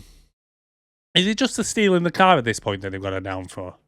I think it's prostitution, I think, as well. Is it? I think it's the whole, But this is where it all sinks in, that it's actually the gatekeeper software that's the problem. What are you doing? I'm trying to find out how many times the actual said Angela Bennett. I thought he might have been there, but I can't see it. Nah, I doubt anyone's clocked that, mate. God, there's a lot. There's a lot of Angela Bennett's. It is. I mean, we said Angela Bennett quite a lot in this. Angela Bennett. They say Angela Bennett more than I say Jesus Christ. It doesn't seem like a legitimate word now, does it? No, it's kind of lost all its meaning. Angela Bennett, Angela Bennett, Angela Bennett, Angela Bennett. I thought it would have been Bennett. somewhere. Like, one of these little quote things. Like, how many times does this get mentioned? I couldn't, to be honest, when I was like researching this film, I couldn't find much information on it anywhere. Because to be honest, I went through the film twice thinking, why is this gatekeeper software shit in this Mozart's Ghost? What's that all about? And yeah, they've created a backdoor into these systems, but the only thing I can think of regarding the Mozart Ghost is the internet site itself is being protected by the gatekeeper. right. So that is why they can access it through the back door. So every single website or company which obviously use that software has this little pi symbol. That's what I've gathered. But she says to the lawyer, she says, that was how she clocks onto it, because she says the system's wrong, it's been hacked, the police systems have been changed, and all stuff like that. I'm Angela Bennett. And that's when the lawyer goes, no. All the computer systems have been updated by and protected by gatekeeper software. How does she know? I don't know. Everyone seems to know. Everybody knows about it. It's And like, she's hey, like- Charles, what are you using? I use Gatekeeper. Really? Oh, man, I Gatekeeper. got that too. Yeah, because later on we find out that that a load of banks have been hacked as well, except for one that happened to be using gatekeeper software because they're obviously making everyone look bad. It's kind of like it reminds me of John McAfee back in the day when he was putting viruses on people's computers, Yes. like the government computers and stuff like that. But he was a nutcase. Yes. Yeah, he had his own meth lab and that lot. Yeah, if you want to watch some interesting stuff, go onto YouTube or something and look up John McAfee, the guy who created McAfee antivirus software, and just see what he was like in later life. He kind of went a bit off the rails a bit. It's an interesting rabbit hole. He basically, didn't he have like a private army in some like island in the Caribbean or something, and he was like took over a like town or something? What? It's Didn't he like kill his neighbor or something as well? supposedly, yeah, there's loads of big conspiracies Allegedly. about that, but obviously we can talk about this for hours. We have to get back to what the subject we're on That's about. for the tinfoil hat. But she tries to call her mum from prison, and her mum obviously Quite doesn't know sad, who that, she isn't is. Her mum. No, this phone call I thought was quite sad. I think it's quite good acting that she's done there as well. To be honest, second watch, I skipped through that as well. I was just like, Did you watch she's any on- of it on his second watch? She's on the phone to her mum. Skip. Because I imagine the call just went something like that. Mum, it's Angela. Who? Your daughter. Angela. Angela Bennett. Bennett. Bennett. But Yeah. Oh, fine. Roof marks. Oh, hiya, daughter. You're right. oh, some gentleman said that I had a daughter called Ruth. Yeah. He came over. He was a lovely English guy. He's lovely. Got a bit of a temper. Kept telling me he loved me and then tried to shoot me in the face. But then, all of a sudden, she's being released from jail. Yeah. But the FBI guy as well, isn't it? yeah. Alan's mate. Alan's mate, Ben Phillips. Ben Phillips. Gets her out of jail. So on the way to the field office, he mentions, he slips up and mentions the broken disc. The only person she's told about the broken disc is Jack when they were at the Ferris wheel. Forgot to mention that she says, I didn't make a copy. The disc is broke. It broke in Mexico. Just so you know, and you're the only person I'm telling about this. And he obviously forgets that fact. How many times did he want to go on about this disc hello to her? He's meant to be like doing it subtle. He's like, hey, Angie, did you make that copy of that disc? Yeah. Oh, God, yeah, that disc. Oh, yeah, it's that the only disc thing we got could broke have in used. Mexico, you know. Yeah, it's the only thing we could have used to get this guy, you know? The guy we're after. Oh, Angie. Are you sure you didn't make any copies of it? Angela Bennett, Bennett. So then, obviously, she clocks onto it that he's part of the internet. And then puts her foot down on his gas pedal. So then he starts speeding up. Why didn't he simply brake? I don't know. If he would have braked, right, the car would have stopped. Yeah. Simple as that. But no, what does he do? He just crashes into a car. And whose car does he crash into out of anybody in the city? Oh, Alan fucking Devlin. Somehow, Jack. not Alan, Jack Devlin, sorry.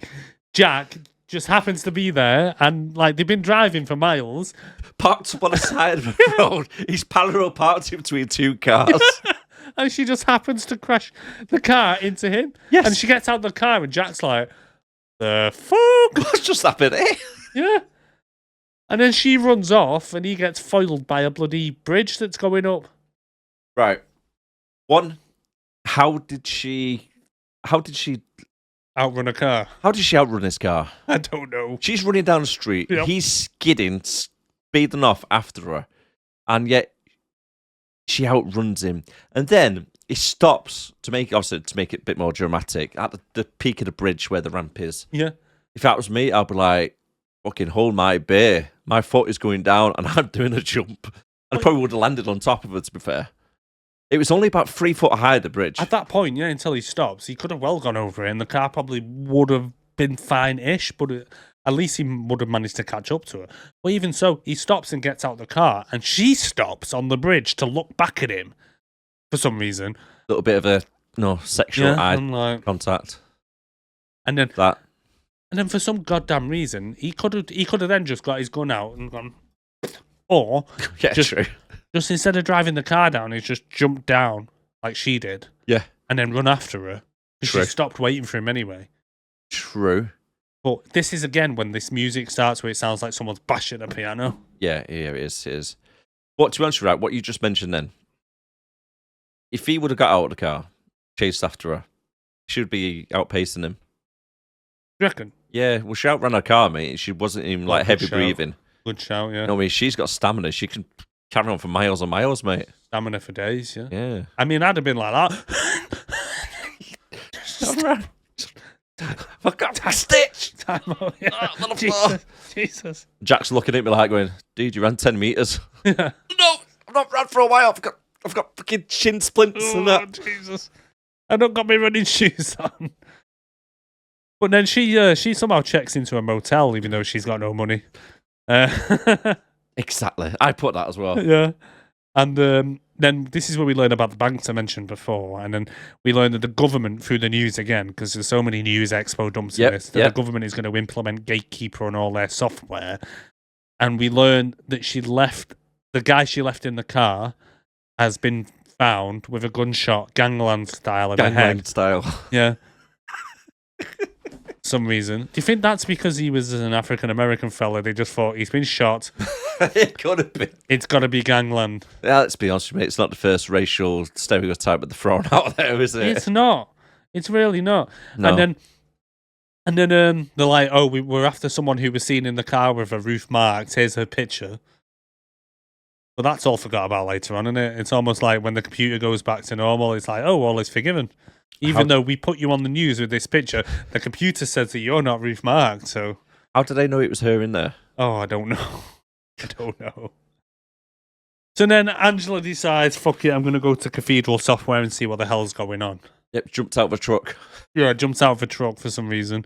Walks right into the offices without anyone clocking on. Yep, no security or anything. No security, just walks straight in there. And then, luckily for us, over the tannoy in the offices, because lots of office buildings that I've ever been to happen to have a tannoy pissing system. Shh, guys, just let everybody know we've got a booth over the computer convention just out on the street. Yeah, it's just the northwest corner of the convention hall, just so everybody knows. If you want to go visit the booth, northwest corner of the convention hall. That is all. And that happened to be the only one announcement for the day, and she happened to be there. Yeah. Unless it's on repeat every 30 minutes. That would annoy the shit out of me. But have you ever been into an office building where they have a pissing tannoy? No, me neither. No. But she managed to take an empty seat at a desk that no one's kind of logged out of randomly. Again, because no one seems to do it. She tries to access the Mozart's Ghost software. That's a different one, that. Mozart's Goat. That's a porno. Anyway, yeah, but it comes up saying restricted access, Angela Bennett only. Yeah. So she's like, so she calls the other Angela Bennett. Yeah, just dials her up. Yeah. The other fake Angela stands up, like, who's that? Who's looking for me? So she clocks where she is in the booth, and then she goes, how can I get you away from your desk? So she sets off the fire alarm using, for some reason, the computer system. Yeah. So instead of going over to the wall and pushing the little red button down like you normally would do, no, she has a 3D model of the whole building, and she can select certain areas in this whole building where to set and trigger the alarms off. Yep. Yeah. Good job, Sprinkler. I've got to call something on this. Yeah, go on. Bullshit! Thank you, Arnie. Is that just the bullshit for the whole film and that particular scene? Pretty much the whole film, mate. But however, it's not very health and safety, right? When the fire alarm goes off, the building lights turn off too. It's like, yeah, I've got to contend with everybody trying to get out of the building at the same time as me. Yep. I've got to try and contend with getting melted by the bloody fire that's burning through the building. And then to make it even more of a fun, you turn the lights off so just trip over every single fucking hazard in the building. Well, not to mention as well, when Angela jumps out of that truck at the beginning, it's daytime. And when they all go outside for the fire alarm, it's night. And she's only been there 10 minutes. Oh, that's a hell of a shift. I know, that is a hell of a shift. But yeah, they turn all the lights off and they're all leaving. But all I can say is she's lucky the sprinklers didn't go off, because then her whole plan, just, all the computers, I doubt they're waterproof. True. True. But Angela, the fake Angela, won't leave the building. No, until some random guy comes over and starts shouting at her like a fucking school teacher. Yeah. Angela, what are you doing? Come on, the fire alarm's going off now, Angela. You got to go outside. Angela, you can't sit there. Come on, Angela, you silly goose. Come on, we need to go. But in the meantime, she's trying to type to her overlords, the internet. Dear Mr. Internet, Angela is in the building. Please advise. Thank you. Fake Angela. I mean Ruth. I mean Angela. Real Angela. Angela Bennett. Bennett. And then, anyway, so she ends up leaving, and then Angela, hides, and then the real Angela, should I say, sneaks over, goes to the fake Angela's desk, who, again, hasn't logged out, even though she knows Angela's in the building. Did she not think to, I don't know, lock a computer or turn it off or something? Yes. Or, I mean, fucking hell, unplug it and take it with you if you're that paranoid. Yeah, do something. Yeah. Definitely. So she logs in and she finds the password, because apparently this computer company keeps a key log of everything you type. So she manages to find the password. Yep, she does that. Into the police database or whatever, and she tries to delete her file as Ruth marks, but it doesn't work. Needs to be connected to the mainframe. Yeah. Yeah. So then she intercepts the message back telling fake Angela to delete the Mozart's ghost. I keep saying ghost files. Got goats on your mind, haven't you? Yeah. So she's like, oh, who is this? Let me do a reverse lookup. So she does a bit of internet witchcraft. And all of a sudden, it comes up saying that it's Greg from Greg Microsystems. And she's like, oh, that's who it is. That's the guy who owns the Gatekeeper software. Oh. Yep. All the employees start coming back in. And within seconds left, she managed to download everything, doesn't she, onto a blue disc. A floppy disk. Yeah, floppy blue disc. And somehow she manages to get all that information, the website, everything she just found on there, all within 1.44 megabytes. And it's very, very lucky that the FedEx parcel that she delivered with the red virus disc happened to be in the same building right next to the corner. Yeah. The first one. Yeah. She walks over to the wall, just picks it straight up. Oh, it's not been opened yet. I'll just say it that. Very lucky. Very lucky. Very lucky. So now she's got two discs, hasn't she? So Fangela, fake Angela, comes back. The Fangela comes back to see that her computer's been used. Just call her Ruth. Yeah, so for now on, fake Angela is Ruth. So Ruth comes back, and then Angela thinks, oh, I'm going to escape because Ruth is called security. I don't know how she escapes. She's on a good old Ethan Hunt, dresses up as a fireman.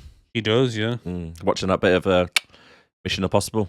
Because when the firemen come to inspect buildings for fires, they just all strip off as soon as they realise there's no fire and just leave all their clothes in the hallway. Yeah, and also where did she get it from? And also to get a ladder to stick the head up through the fake ceiling. Yeah, just with a flashlight.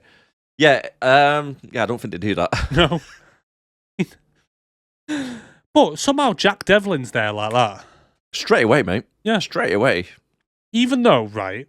So, where Angela was in LA at the beginning, when Dale was coming to visit her, he literally had to take a pissing plane down to see her, right? We're in San Diego now, aren't we? Yeah, so she has to get a hitchhike with a truck to get there. Yeah, as soon as fake Angela, Ruth, realises she's there, Jack Devlin just teleports and he's just somehow there within 10 minutes. Yeah, I didn't think about that, yeah. Logistics does not add up. It doesn't add up. It doesn't add up. Outside the building, there's a big protest march going on. What is that protest for? Nobody knows. But instead of blending in with the crowd, merging with it and then walking into the same direction as them. Yeah. Right. She thinks it's a good idea to run against the crowd So Jack just looks up and goes, there you are. Yeah. There's like 3,000 people. You could merge in there, blend nice and easy. I know, nick a candle off someone because it was some kind of vigil protest, wasn't it, at night? Yeah. It was like a pride march at night. Get a hood up, get a candle. Easy. You're blended in, you're gone. But no, she runs against the grain. Jack looks up. Oh, there you are, straight away. Yeah, I can clock you because you're the only one going the wrong way, you idiot. They managed to make the way to the computer. They managed to make the way to the computer convention without any passes to get in. By the way, yeah, the Moscone Centre apparently. Like we went to Comic Con. Yeah, it was like Fort Knox to get in there, but yet yeah, she just walks in. I mean, that place was so bad that like there was literally people everywhere telling you which way you had to walk. It was that much security and stewards about. Really yeah, silly. she again just walks straight in, and then she just emails all the evidence to the FBI because for some reason she knows the email address to the FBI. As you do. Yeah. Google it. That's what she did. Well, there's no Google back then, was there? No, using the hacker skills. Oh, yeah, maybe. And I'm not too sure a pop-up store is able to access the mainframe when a office couldn't. Yeah. So the main office, the head office there, cannot access the mainframe, but a random computer that anyone can use can access it in the convention centre. Yep. Yeah. Then after she sends the email, she sees Jack coming in hot and manages to switch the blue disc with the red one. Yeah. Ruth tells Jack, hurry up. There's people out there who make me nervous. So basically what? These like computer nerds make her nervous? Well, she's method acting as Angela, isn't she? And Angela don't like people. That's true. All right, this bit that should have done me head in a little bit as well. So, do you know when someone's like stating the obvious about stuff that's happening? Yeah. Okay, Ruth in this situation, right? So Jack's there on a computer and he presses the escape button. He's like, right, I've got you now, Angela. All I have to do is press escape and I'm inside the FBI's mainframe. I could do everything. I'll wipe it all. It's all right. As soon as he hits the escape, we see on screen the virus is wiping the whole mainframe. I say wiping it, it's more like melting the screen. Yeah. It's really weird. And then Ruth, knowing woman that she is, constantly telling us the stuff that's obvious happening. Oh no, Jack, it's on the mainframe. It's wiping everything. It's a virus. It's eating through the gatekeeper program. There's got to be nothing left. Everything will be destroyed. Yes, Ruth, we can see it being deleted. We don't need your narrative. Just tell us what's happening. I know. It was annoying. We literally don't need you standing there telling us what we're seeing. It's like a minute and a half of her just going, oh, it's getting deleted now. Yep. It's going, Jack. Hurry up, Jack. We're going to lose everything, Jack. But anyway. even so, even though it's obvious they're going to lose everything, why does he then just decide to stop what he's doing, get up and go after Angela? You've said that. It's like, you don't need Angela now. She's already caused the damage. Just let her go. True. I mean, you should technically tell people about what's been happening. So he chases after her into the backstage, and Jack finally puts a bullet in Ruth's head. Yes, thinking it's Angela. Yeah, by mistake, I might add. Because he's a freaking idiot. So the only person that he kills is his teammate. Basically. And the mugger. Both teammates. Yeah. It's both time friendly fires. Yeah. Like, whose side is he really on? Again, the music is smashing pianos. It is. But she somehow manages, so they're going across a couple of like gantry bridges, aren't they? And then she somehow manages to double back on him because he's an idiot. He starts monologuing about how she's taken back her life and he loves her and all stuff like that. And then she smashes him over the head with a fire extinguisher. Right. When he's walking towards her, yeah, she's like 5'6" or something, right? Or 5'8". This fire extinguisher is about 3.5 foot in length. You can see it behind her back, dangling in between her legs. So he's walking up to her and goes, I can see a fire extinguisher behind your head, and still carries on proceeding to walk to it instead of shooting her. And then gets hit in the head with a fire extinguisher, not once but twice, whilst he's got a gun. Well, that's the bit I don't get, because, like you said with the fire extinguisher, it's a good point. But, like, it's almost like he's in love with the sound of his own voice at this point, because he turns around on the gantry, sees her there, and she just appears in the doorway. And I think he says something like, oh, good girl. Like, she's just thought, sorry, I'm sick of running. I'm just going to stand here and let you shoot me. So he's like, oh, yeah, good girl, walking towards her. And like you say, gets twatted in the head with a fire extinguisher twice. Bearing in mind, fire extinguisher is quite a bit of weight. It's like 25 kilograms or something, right? that size anyway. And it's behind her. So she's had enough time to basically swing it from behind, then hold it in 2 hands, and then hit him. Yeah. In the meantime, he's got a gun. He just go bang, dead. I mean, does this guy realise that you don't have to get that close to use a gun the whole point? I don't think so, because he was doing it on the boat, wasn't he? Yeah. And then we get a little glimpse of Angela's files being erased as she walks off. And then the next day, Angela hires her mum as a gardener, and then the news gives us a little bit of a recap of what happens. I thought she goes to visit her mum who now works as a gardener with some Mexicans. Oh, it's back at their house. Oh, are they? Yeah, she's hired her at her house. Oh, I didn't realise. I thought Angela had moved in with in the nursing home with her mum or something. No, it's right at her house. But I thought, where the hell is Alan Potter?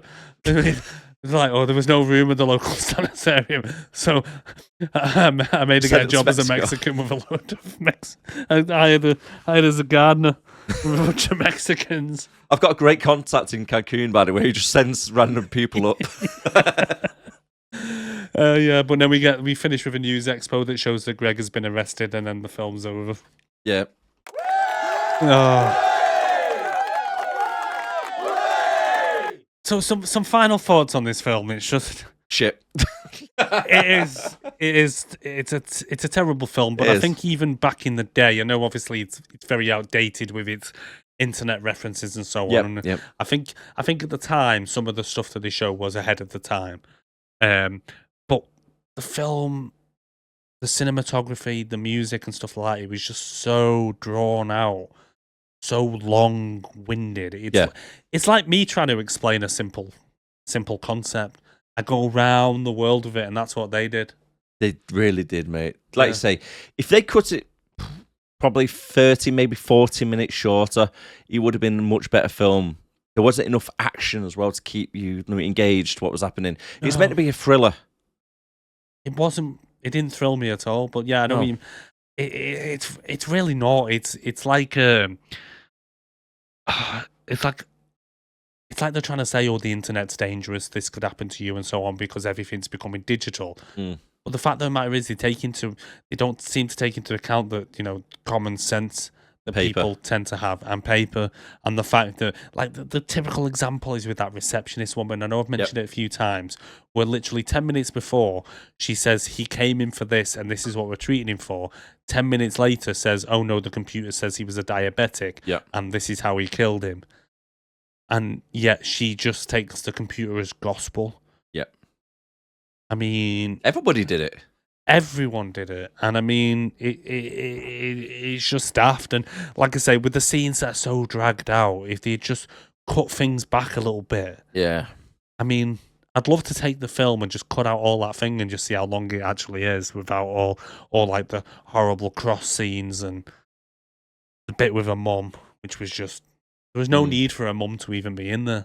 Nah, it's just it's just nonsense, really. It was. I think they try and give it a bit more of like a sob story for the main character, if anything. I think they were. I think they were trying to give a bit more of like character development and stuff, but we didn't need to know that her mum was there. It would have just been, I don't know, just like with the dad. The dad wasn't mentioned. She was mentioned once when they were at dinner, where she says that I think she was an army brat and they used to move about quite a bit as a kid. But then the dad's not mentioned. Where is he? And they could have just done the same with the mum. I know it's kind of like, my mum's still alive, but she doesn't know who I am. So even if now my identity's been changed or erased, even if I went to see my mum, she's not going to be able to vouch for who I am. But surely the nursing home staff there would recognise her. Definitely. I know. Oh yeah, that's Angela Bennett. That's. But they moved her to a different place. I know. But even before that, it's a bit sad, really. The fact that it is a bit of a lesson that you can live your life online like she does in the very early days. That you have no support group. Go out and get some friends, people. That's it. Or else the internet will come for you. The internet's a bitch. It will. Right. Anyway, should we do the results of the clip quiz? God, you brought down the mood a little bit there. I know. Sorry, guys. So. Back to happy. Hey! Woo! Yeah, let's get the energy back up. Let's get the energy back up. Let's get the clip quiz results. Come on. Let's lied to me. Clip quiz. Annie, I didn't lie about it. You never said that you were on the Suicide Squad, ever. Right, okay, what film was it? I can't be listening to all that with a whiny voice. Speed 2. Speed 2 it Cruise is! Control. Great film. Yeah. She's basically explaining why she's not with Jack anymore Yeah. in the first one. Yeah, because he tried to kill her on a boat. He's on the Suicide Squad. That's it. She killed him. Yeah. So if you got that right, guys, give yourself a pat on the back. Right, okay, we give out awards now at this little section. So we've got several different awards if you want to play along. If you join our YouTube channel in the community section, or the post section, I think they call it now, we give out the awards and we'll let you know on the community section what are the upcoming films that we're going to be reviewing. So if you want to play along live, put your comments in there, or you can contact us on sixandbelowpodcast@gmail.com. So when we come to record the episode, we'll read it out in this section live for we'll you. You shout out. So the awards we have are the Best Actor, Worst Actor, Best Character, Worst Character, Hot Babe Award. It's optional if you want to put it down. It's up to you. Or if you're a girl, if you want to vote for one of your Hot Guy awards, you can do that. It's no problems. 3 things you liked about the film, and your rating out of 10, and whereabouts would you rate it on our Wall of Fame? We have 3 different categories. We have the following. Want to skip, worth a watch, and must see. That is right. So let's get started off with the awards. The Best Actor, a.k.a. the King Kong Award. Yeah, that's right. You better walk away. Go on, walk away, because I'm going to burn this motherfucker down. King Kong ain't got shit on me. That is right. It doesn't. Yeah. Best Actor. I've gone for Sandra Bullock. I've gone for Sandy as well. There wasn't much choice in the matters, to be honest. To be fair, she's a good actress. Yeah? Yeah, she is quite good. And especially when she was on the phone with her mum. You know what I mean? Bear in mind, nobody's on the other side. It's quite emotional. Hit your heartstring.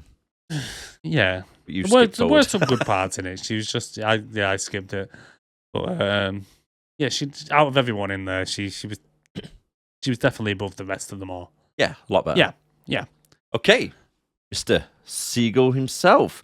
As you can see, this is the Golden Seagull Award, named after one of the best actors what are out there. Steven Seagal. I'm gonna take you to the bank, Senator Trent.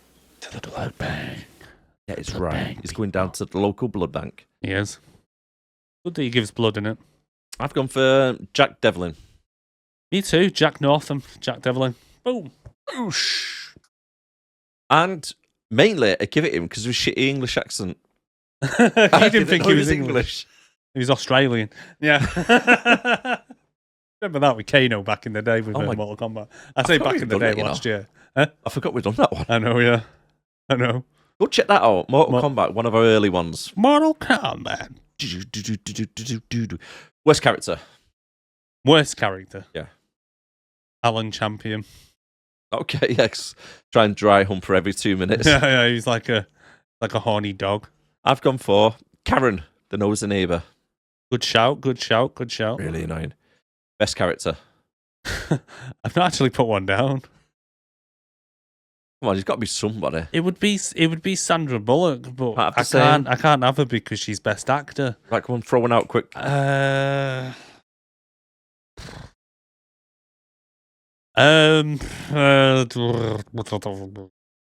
best character, don't know. The guy that robs her.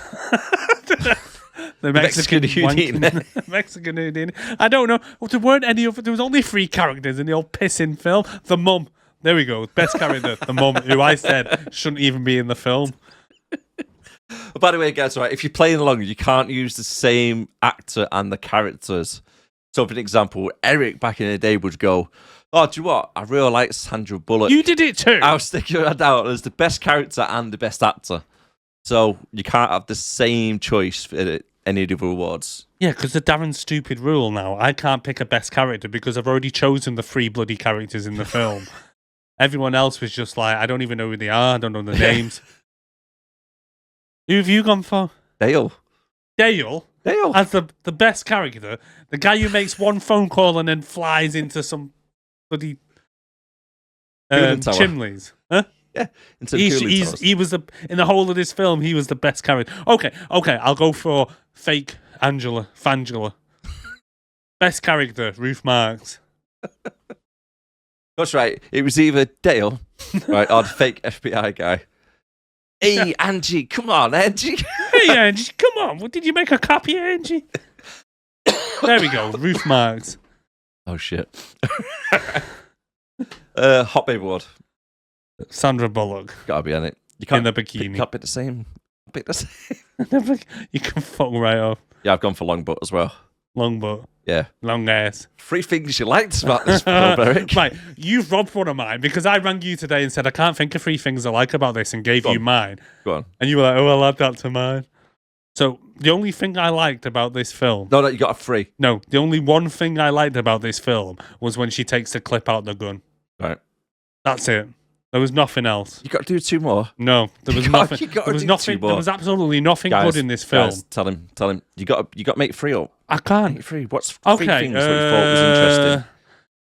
When she's stupid enough to give a bloody passport thing to the police, and when Jack Devlin dies. Right. There we go. 3 things. Easy. Tell me yours, Darren. Right, okay. And you can't have the one with the clip because that was mine. No, that's fine. I like the story. You did not like the story. The story is shit. The story made no sense. There was no story. The premise of it. There was no... No. Not the way they preceded it. The premise of it. No. I refuse. It'd be quite good that somebody loses their identity and then they got to like try and get it all back. I thought, no, it was all right. However, they did not film it well. They did not film it well. So it didn't come across well. But anyway, I like the premise of it. I like how they made hacking look really easy. And they can hack everything, including planes. Exactly. What would happen if someone just went, oh, what's this pi symbol, and clicked on it? Let's find out. Yeah. But yeah, like you say, anybody can just access it then. I know. Oh no, you got to do, is it control and shift? Was it like control, shift and click or something? I think it was something like that, yeah. So that was number 2. And then number 3, I like the fact that I'm not editing this, so I don't have to watch it again. Oh! Fuck you. Oh yeah, Eric's doing this one, by the way. Fuck you. To you, future I Erik. refuse. I'm not releasing this. This will never be Erik. released. Oh! And you You're wound a up here. dick. Rated out of 10. 3. I've gone for 5.2. I don't know how this is a 6. No, it shouldn't be a 6. 3. It's a 3. Well, you know, yeah. 3. Yeah, Wall of Fame. Bring it up. One skip. Do not watch this film. It's shit. It really is. I think this is probably up there as one of the worst ones we've done. I remember this film being a lot better. I do. I don't remember know when it if first it's came out, I because- was like, it's quite a good film. I don't know if it's just because it's not stood up because of the crappy technology and stuff, or whether it was just always a crap film and we were just too young to realise. Because I was 10 when this film came out. Right, I will be open and honest with you. When I first watched it, very first watch, I thought, do you know what, it's not actually too bad. And then obviously when you watch it again for doing your notes and stuff, yeah, you start noticing things, you start picking at it a little bit more. I would rather shit in my hands and clap than have to watch this film again. But guess what? I'm doing the edit. So you got to watch it again. I'm not going to watch Bits it. of it anyway. It's all right. You skip Bits of through, it. no problems.